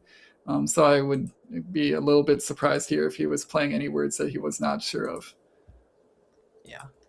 And also Kada is very deep in the dictionary. It's it's not a 5 to make a 6, so very, very deep in the dictionary. He plays Oak for 25 and just trying to move this game along. I think he does break 200 on this turn, so his next goal is to break 250. Yep, 250 would be the next goal. So 300 is kind of running out of time here, especially we see Ari with the blank and the Z. The sort of remaining lifelines for Carl to sort of sneak into the 300 range. Those are all on Ari's rack. We'll see if he goes hard for another bingo at this point. With the board the way it is, I'm kind of doubting it. Probably will just go for something like Tiz from the T of quote for 32. And maybe we'll take the position that, well, if Carl opens up something, I can maybe bingo in that spot. Otherwise, not necessarily go very hard for another bingo. Yeah, the only other option that he could consider is play through the O and the A, the disconnected O and the A is play Zoaria just to, prevent any high-scoring 5-letter where it's a hit the triple. Looks like he's going to play Zori is what he's set up on his rack.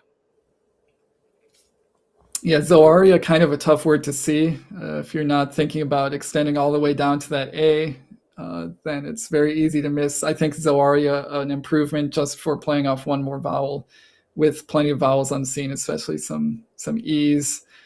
So Zoaria maybe a little bit better, but I think the right idea here by Ari to block that triple.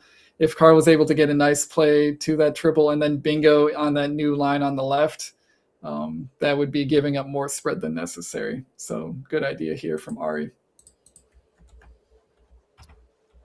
Well, Carl Igby does have a potential play to give him, I think, a non-zero chance of winning. He could play Eved on top of Rootage, sticking an E in the triple column, and then hope that Ari has hemi-neglect, or he can't see the left side of his vision and just misses the left side of the board and plays something that allows Carl Higby to draw into a miracle triple next turn.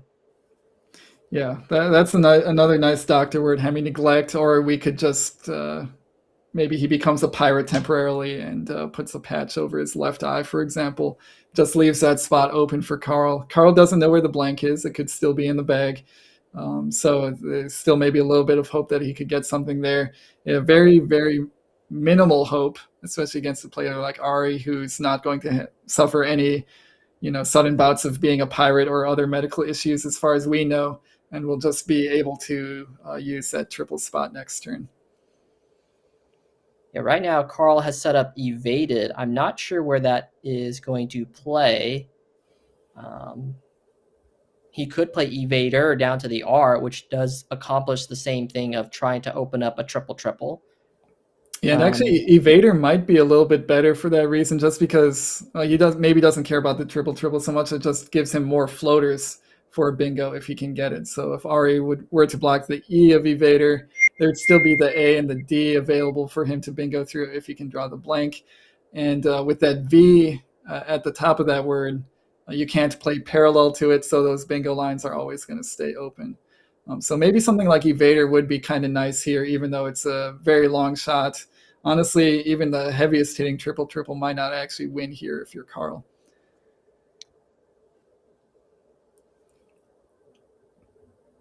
And Carl is down to his last 4 minutes. It definitely seems like there's a mismatch here between how hard Carl has had to work at this game and how many points he's scored.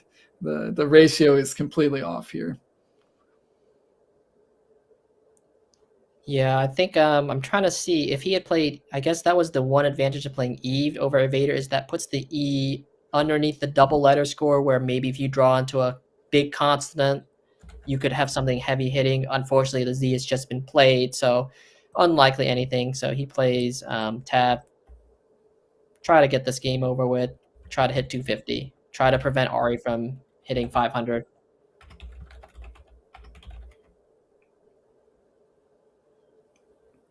So Ari, probably at this point now, he's drawn so well, he might actually, last turn I was thinking maybe he's not going to be gunning for another bingo and he's just going to play this one out. Now with tiles that are this good, maybe we do see him try to get a bingo down. Then again, after Carl's play of Tav, which indicates strength from Carl's end, if I'm Ari, I'm a little bit hesitant to play too open here. So now that I'm thinking about it more, probably just a small play that doesn't open anything up, but maybe keeping good letters so that if Carl opens something up, you can bingo next turn. I think that's probably going to be Ari's tactic on this turn. Yeah, I think he looks like he's just going to burn his blank here for a Roz. He just wants to, end this game. He doesn't want to get greedy. He's a nice guy. He's like, I've got this tournament locked up. Let me play some rice. And maybe we'll finish this game on a kitchen theme, string of words, just as we started. Yeah, especially if we assume that Tav is a tavern, but I don't think it is. A lot of food-related words here on this board. A Rose is opening up floaters of an A and an R, but Ari decided he doesn't care too much about that. And it's just trying to get this game over with. We do get the blank cam confirming that blank is another R. It is Spanish for rice. Kind of an odd inclusion in the dictionary, but we live with it. We like those odd words. If I'm Carl here, I'm really trying to get to 250. It's just it's really difficult here. Yeah, Divider would score 30 points. He would just fall short of the 250 mark, and then he would have to make sure that worst case scenario, does Ari have a bingo through a potential I that he would float. Don't think he would have one. So, but I think Ari may have. There are potential bingos through that A, like Nuclease could come down next turn. I don't know if anything's through the R, but he has to be. I would just play Divider here and just, try to move this game on and come close to 250. Yeah, I like Divider here. If your opponent bingos, they bingo, and it goes from worse to extremely worse. And although it looks like he's going for a Divider, possibly misplaying the E as instead of the I. This would be a major blow to lose a turn at this juncture. He's going to have a very low score if this comes off the board. And it looks like it is a really rough game for Carl here. You know, it's the end of a long tournament, very understandable. And you know, if you sound out the word, it sounds like a word. So I can understand. Of course, I bet Carl's coming up to the challenge machine, sees the letters on the computer screen, and it's like, that doesn't look like a word. Oops. So Carl is, with the phony still remains at 216, a very low score for a player of his caliber. We see his record 17-8 plus 1500. He's been blowing people out left and right this tournament, getting huge scores on a regular basis. Very atypical for him, especially considering his performance in this tournament. Ari playing rather quickly here. It's probably his highest scoring play, but with the fact that Carl Higbee just showed 6 of his tiles, I probably would have slowed down a little bit and said, do I have something better? What's going on here? Oh, there we go. He's got, see, that's why you like Carl. He's got a fun sense of humor. Yeah, good. He can smile a little bit after this. I don't think I would be smiling for weeks after a game like this. That's just me. But yeah, Carl, we really hope he didn't play the same phony twice in a row. It feels like there should be a rule against that. Does go with his best play of divider with the I at the front, not the E. And it looks like he will at least break 250, as Ari is not going to be going out on this turn. Yeah, good for Carl for finding divider at the end. Ari will unlikely to go out. I don't know if we have a scoring update from the other game. That will tell us if at least Carl Higbee has held on to second place. He would need Joey Malik to lose his game to Zachary Ansel. Ari going with NEE here. I think his best plays involve hooking the N on unsu for unsoon. But this is still quite good, and it's going to let Carl just play off his 1E. At this point, I wouldn't blame him if he just plumps it down wherever and doesn't care about the best spot. But with a minute and 15 seconds left, he is going to spend a little bit of time. His best spot is plunking it next to the H of 8 for 10 points. That would get him to 262, so blowing past 250 all the way up into the 260s.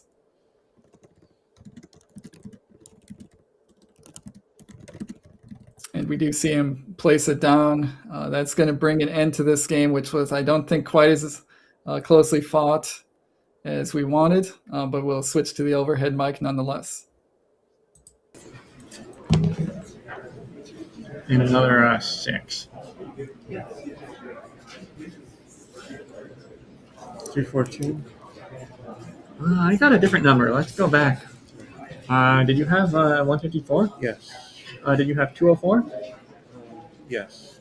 Did you have 14 for 218? Right. And then you played that's 48. phony. Yeah, I think you gave it No, I just wrote the wrong. I couldn't read my writing. 248. without my glasses. And then 10 for 258. Right. 264. And I'm at 504. Yes. Alrighty. Nice job. Yeah, good game. Kind of a weird way to split our 3 games. One close game and a blowout for each of us. Yeah, it's due for something. We're very lucky. Well, I mean, not that much to talk about. Every rack I had was good. Yeah, the last 6 or 7 games have been really lucky for me. Really nice plays. Thank you. I had Types. this. I do the I. I could play thin for like 77, but I can't. I didn't think I could give you that T to work with under the circumstances. I'm sure the stream will give me a hard time for this because I'm sure it was technically wrong, but I just wanted to. Oma? Oma's a normal word. Pardon? Or is that Collins? Oma is in ours. Collins? No, it's in ours. Ours Oma. it is now. Yeah, they did add Oma and Opa together. And I have a hard time keeping Collins in the new words. I have the same issue. A lot of the words that get added, I think, do I know this because it's in NWL or because it's in columns?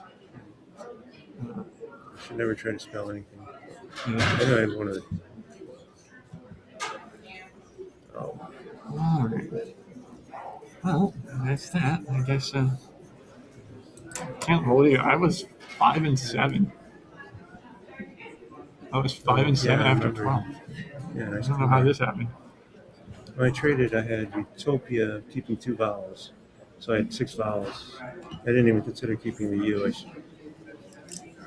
There's a nice juicy way of playing. And that wasn't worth really coming through something. I actually, when you played Unsell, I went from bingo to exchange because I had digitized with a blank T to go through the S, and but I'm not hanging on to 3 I's. I don't like playing guide for 21 to keep II blank. Also, it was a bingo or trade. Yeah, I went from bingo to trade. I think that was totally my obvious play there. Yeah. This when I drew a second G, a second I, a second T. So that's how sometimes it goes like that. Okay. All right. Nice job. Thank you. All right. I was going to say great game between these two players. Maybe not the greatest game we could have expected for this last round of the Albany tournament, but still a nicely played win for Ari Sinki, who does emerge as our WoW Lexicon champion. And I think that we're still waiting on standings updates as players finish up their games and submit their scores. But we do at least know how the Zach Joey game finished. Zach ended up winning like a close one by 8 points. So that will leave Carl in second place, even with that big loss. So even with that 250 plus point loss, he can at least take away that second place prize money after that sort of devastating defeat. And I think we are going to get an interview with Ari shortly. We're going to get him on the headset since he is a very tall individual. Maybe we'll find an extra tall headset for him to fit into. And we'll ask him a few questions. So once again, if you're in chat and you want to know a little bit more about Ari's mindset, more about how he prepares for tournaments, again, meme stuff about, what kind of orange juice he puts on his cereal, try to post those questions into chat quickly so that we can figure out what to ask him.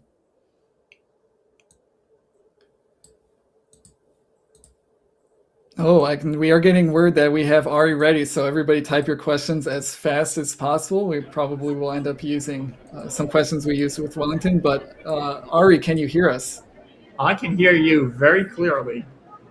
All right, we can hear you clearly as well. It's Charles Reinke and Andy Hong here. We just watched you win the WoW division here at Albany.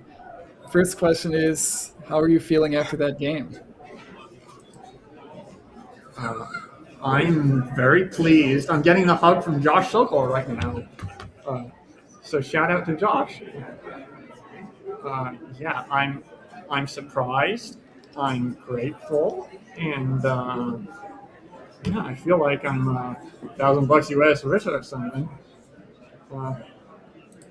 And so we understand that you started 5-7 in this tournament and reeled off a 13-1 record where your only loss was to Carl. So, Ari, were you feeling really hot going into that game? You felt like you were unbeatable, or just feeling like your normal self? Honestly, I've been in such a long winning streak. Every game, I just keep thinking, there's no way this can continue. The gravy train is going to come to a grinding halt. But it didn't, so yeah. It's been great. After I was 5-12, I was just like, well, I'm probably not going to do that well in this tournament. Just take it one game at a time and try to play my best. And I got bailed out by some amazing luck. That's what it takes sometimes at these big tournaments with so many good players. But you did pull it off, so congrats. Andy, do you have any questions for Ari? Yeah, so Ari, this is Andy. Congratulations. You did a fantastic job. Um, we knew going into this game you had a 104-point cushion over Joey Malik in third. Did that play at all into the way you were playing this game? At least in the beginning, like you knew you had to win by more than a certain amount, or spread had some factor. To be honest, no, I don't think it changed the calculus. That MM play was kind of interesting. So I have other options.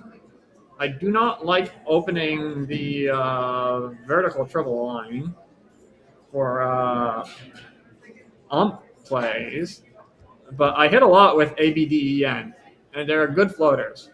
And I could play like BDIM or something. Worst leave, score 6 less. Probably worst leave. I don't know, because the B is bad.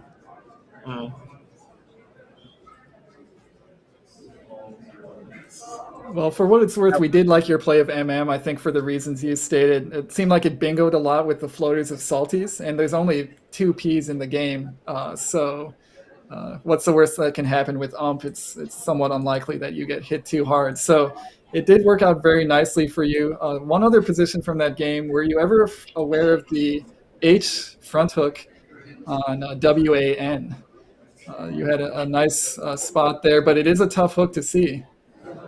I did not see that. So that would be considered a significant error. I think the only bingo I could see was thin,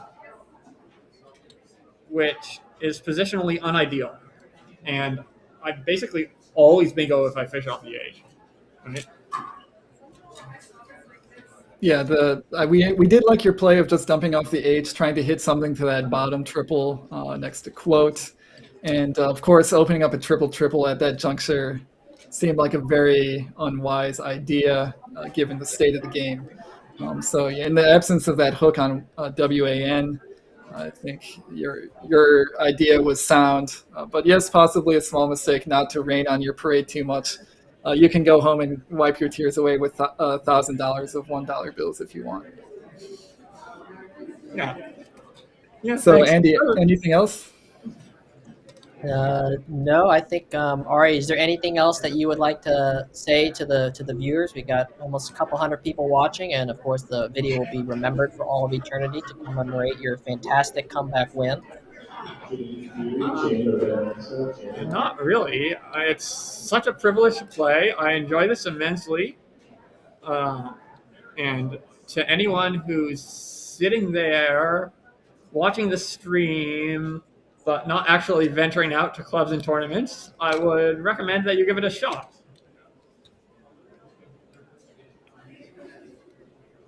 I agree wholeheartedly. Anybody out there who's afraid to dip their toes in, make sure to check out these tournaments. Not all players are as good as Ari.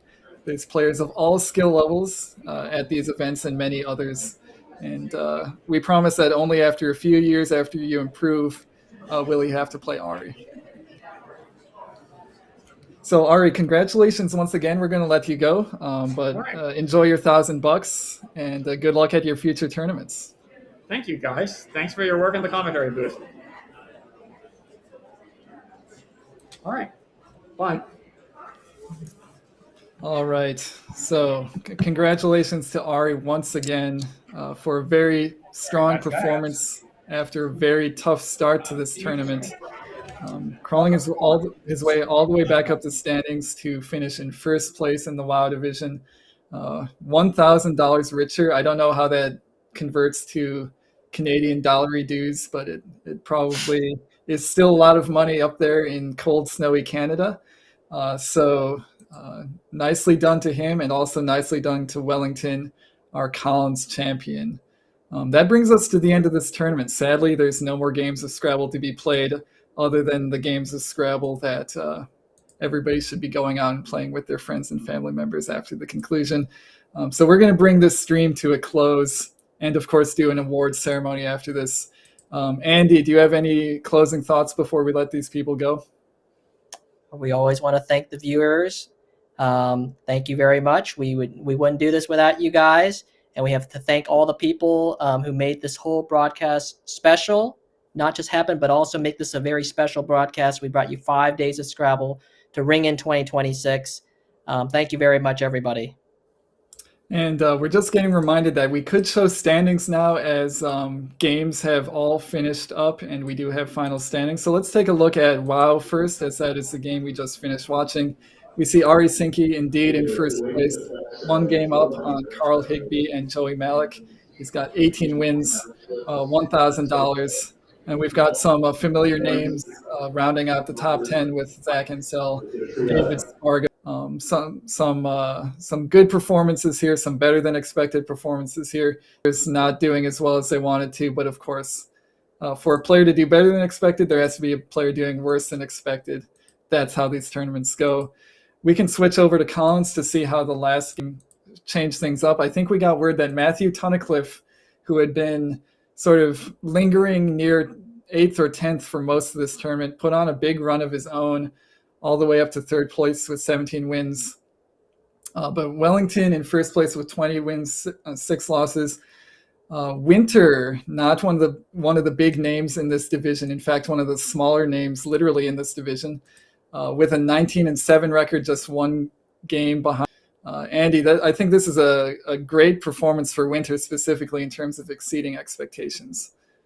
Oh, yeah, he did fantastic. Good job for Winter, and on to the next tournament, and hopefully he can build off this wonderful momentum.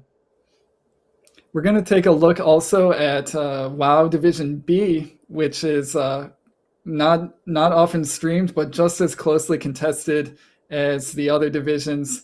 We see young player Jonathan Kai continuing his ascendance with an 18-8 record, winning the division. Probably going to convert that prize money into Robux or something like that. I don't know what games the kids play these days. But either way, a nice job by him. Also, Leah Shin in 4th place, another up-and-coming young player, coached by parents Austin Shin and Lindsay Shin. So the Shin family doing extremely well in the Scrabble scene as of late. Also, Ella Sobel and Heather Drum rounding out the top 3 in that division.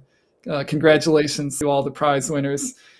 So that's going to conclude the standings update, and we'll bring this stream to a close. Andy, you gave us some good thanks. I think all those people should be thanked and more. I do want to thank you specifically for commentating with me for these last 4 games.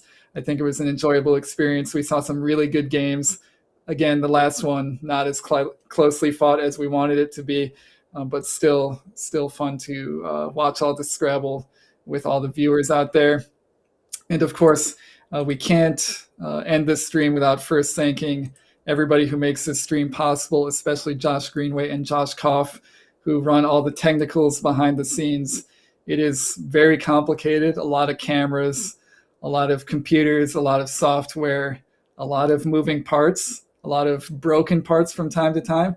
But it's getting better every time, and it always runs smoothly with those two manning the controls. So we want to thank them both very much for their hard work throughout this entire event. Certainly tireless. You can never take a break when you're streaming. Something could always go wrong. I think the internet in this venue is pretty good, but sometimes the internet will just explode into a shower of sparks. We avoided any major incidents, and it's all thanks to those two for running this stream. And of course, Kieran O'Connor for running the tournament itself, and his army of volunteers at Let's Play Scrabble for making sure that players all stay in line. Andy, do you want to do any more thanks here, or should I just keep going? We want to make sure that we thank you, Charles, for being a wonderful host, not just today for the finals, but all the other days that you did. You were fantastic, guiding us through the drama, getting us through the games. We appreciate you, Charles, and it was a pleasure working with you this morning. Yep, it was also a pleasure, and thank you to the viewers for sticking with us through all these games. I feel like if you watched every single game, you should get some kind of award, maybe Scrabble Super Friend in reverse. You become even more of a super friend if you can stick through all these games. But we did have a lot of great Scrabble play in these last few days. Make sure to be subscribed to Let's Play Scrabble because there's more events coming up in the calendar. In February, we've got the Canadian Scrabble Classic, and then a bunch more tournaments coming up after that. If you don't want to miss any live Scrabble, Let's Play Scrabble is the place you should be subscribed to. We do want to give one more shout out to Word Game Players Organization for sanctioning this tournament and donating, and Bob Lynn for his continued support of the Collins divisions at these LPS events, doing a lot to encourage players to try out the Collins lexicon. We're going to run it through a few quick rapid fire thanks here. Seth Lipkin for Cross Tables and the clock that you saw on stream. John Chu for TSH, the pairing software that we use. Also Josh Castellano, Matthew O'Connor for expanding TSH with a new pairing system that I think is very fair and openly auditable. I think that's a major boon for these big events where the pairings do make a difference in who wins and who loses.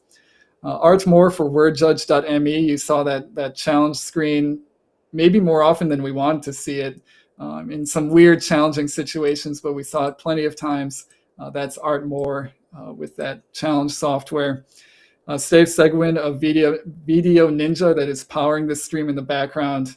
Sarah Rosenbaum for the Let's Play Scrabble tile bags with the fancy little logo embroidered on the side. Certainly jealous of that swag. And George Bissonette for the board with the LPS center star. Also jealous of that swag. I'll see if I can. Probably the LPS logo is trademarked and I'm not allowed to buy it, but I'm going to try to get one of those anyway. And I think that's it, Andy. I just talked a whole bunch. Andy, do you have anything more to say before we send everybody on their way? Yeah, we're going to hop off. Thank you for joining us on this Saturday to Ring in 2026. There will be the awards that will be streamed, so you can stick on, but we will hop off and we will go watch the awards ourselves. Yep. If you want to stick around and watch people win large amounts of cash, I'm actually not sure if it's cash. It probably isn't these days. I remember winning large amounts of cash in my early tournaments, but you see people winning their large amounts of cash that will be PayPal to them. Stick around for the awards ceremony. But with all that being said, it's Charles Reinke and Andy Hong signing off for the day. Make sure to subscribe to this channel and keep watching great Scrabble here on YouTube.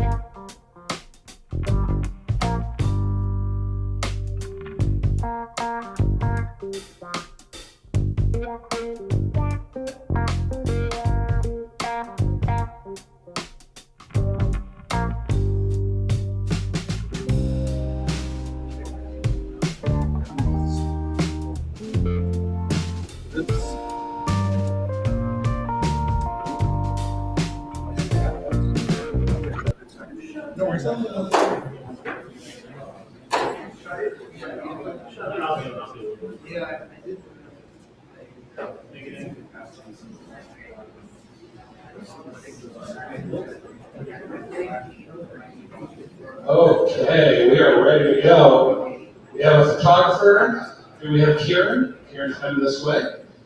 All right, everybody, here we go. We are going to start with Division B. And just before I start, I want to say thanks, everybody, for coming, and thanks for sticking around for the awards. Also, I think I missed mentioning, if anybody wants to play the Labor and is not signed up, we're still taking entries. Okay, here we go. Just tomorrow. The Labor is tomorrow. So, the first thing I want to mention, and these people have already paid $20, so they don't have to come up. I think they've already received their prize. But in Division B, let me just ask a question.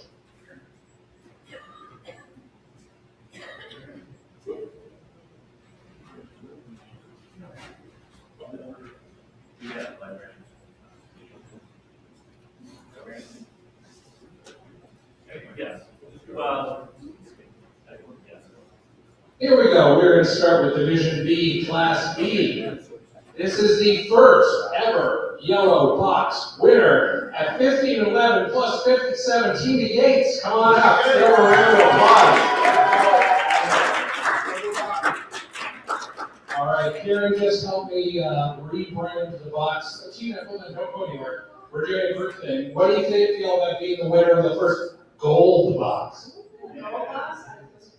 Very good. Stay here for the group picture. Here we go. Division B, fourth place, winning $325, 15.5 wins. Leah Shin, everybody put your hands together. Karen keeps reminding me of things. We're going to hand you an envelope. I'm going to remind you, the envelope does not have any money in it. It has a form in it. You have to fill out the form and then you hand the form back. The form's going to ask you things like your name, contact information, how you want to be paid, and if you want to donate any of your winnings. So that was fourth place. Let's go to third place, winning $350 with a 17-9 record. Heather Drum. Heather. All right. Heather was third place. In second place, winning $400 with 17-9 plus 1178. I believe the best spread in the division. Ella Sobel. Ella. I mentioned him this morning. He did what he needed to do in the last 4 games, winning Division B 18-8 plus 402, $700 to Jonathan Kai.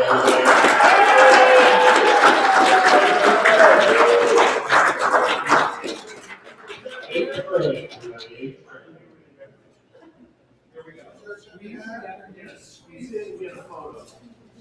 Photographer here, the light. And here we go. Now, we're going to look at Mika first, then we're going to go to Lindsay. She's got the mom shots thing like Right here.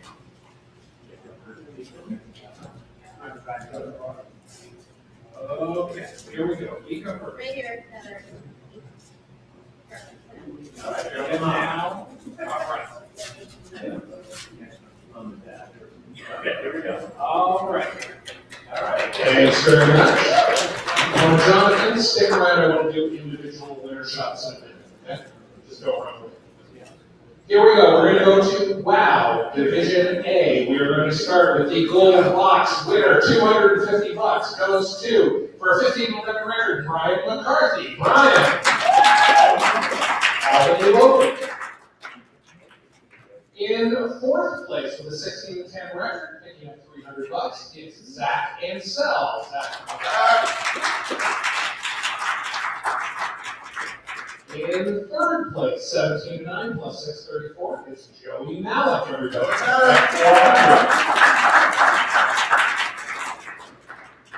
In second place, picking up $500. Tough game at the end, but $500 reward. 17-9, Carl Higby, everybody. Another local player.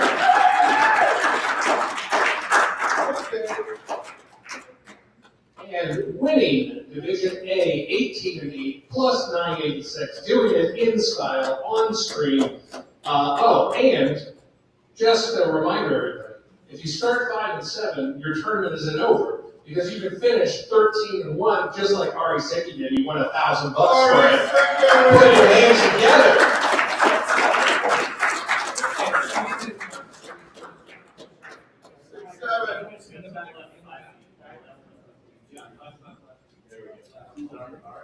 Good. Here we go. Like matters.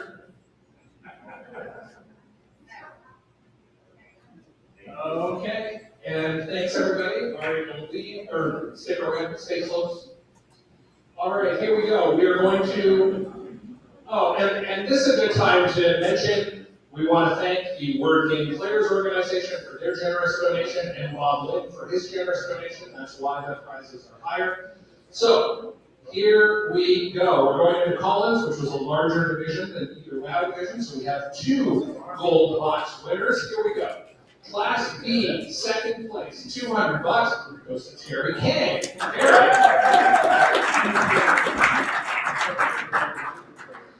Class B, ranked first, another gold box winner, $250 goes to Stephen Katz. Stephen,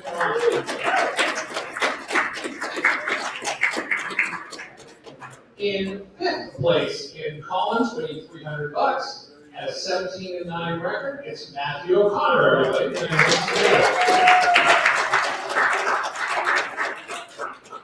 In fourth place, winning $400, is Dennis. Dennis Collins, buddy. Where are you, Dennis? I don't know where it's going. I gotta work on it. Where's Dennis? Okay. In third place, 17-9, picking up $500 US. It's Matthew Township.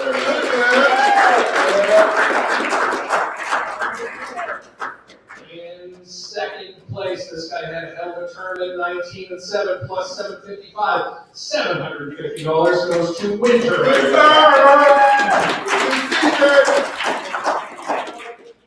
Here comes Dennis, and I don't know if we have our winner. Okay, here we go. I announced it already. Oh, there he is. At 20-6, and get this, plus 21-39 in a stacked field. Wellington destroyed $2,500. Gives it up as a round four.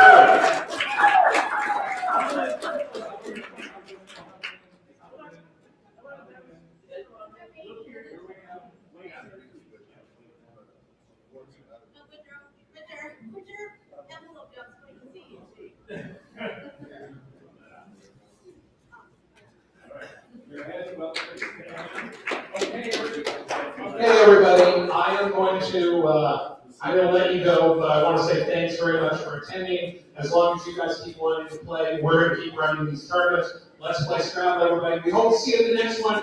We're in Kingston, but if not then, July 4th or Montreal. We got a ton of them. Just check out letsplayscrabble.com. Thanks so much, everybody. Make sure you fill out the slips before you leave and hand them to Kieran. Could I get Jonathan and Ari and Wellington? Where's Jonathan? Okay, thank you.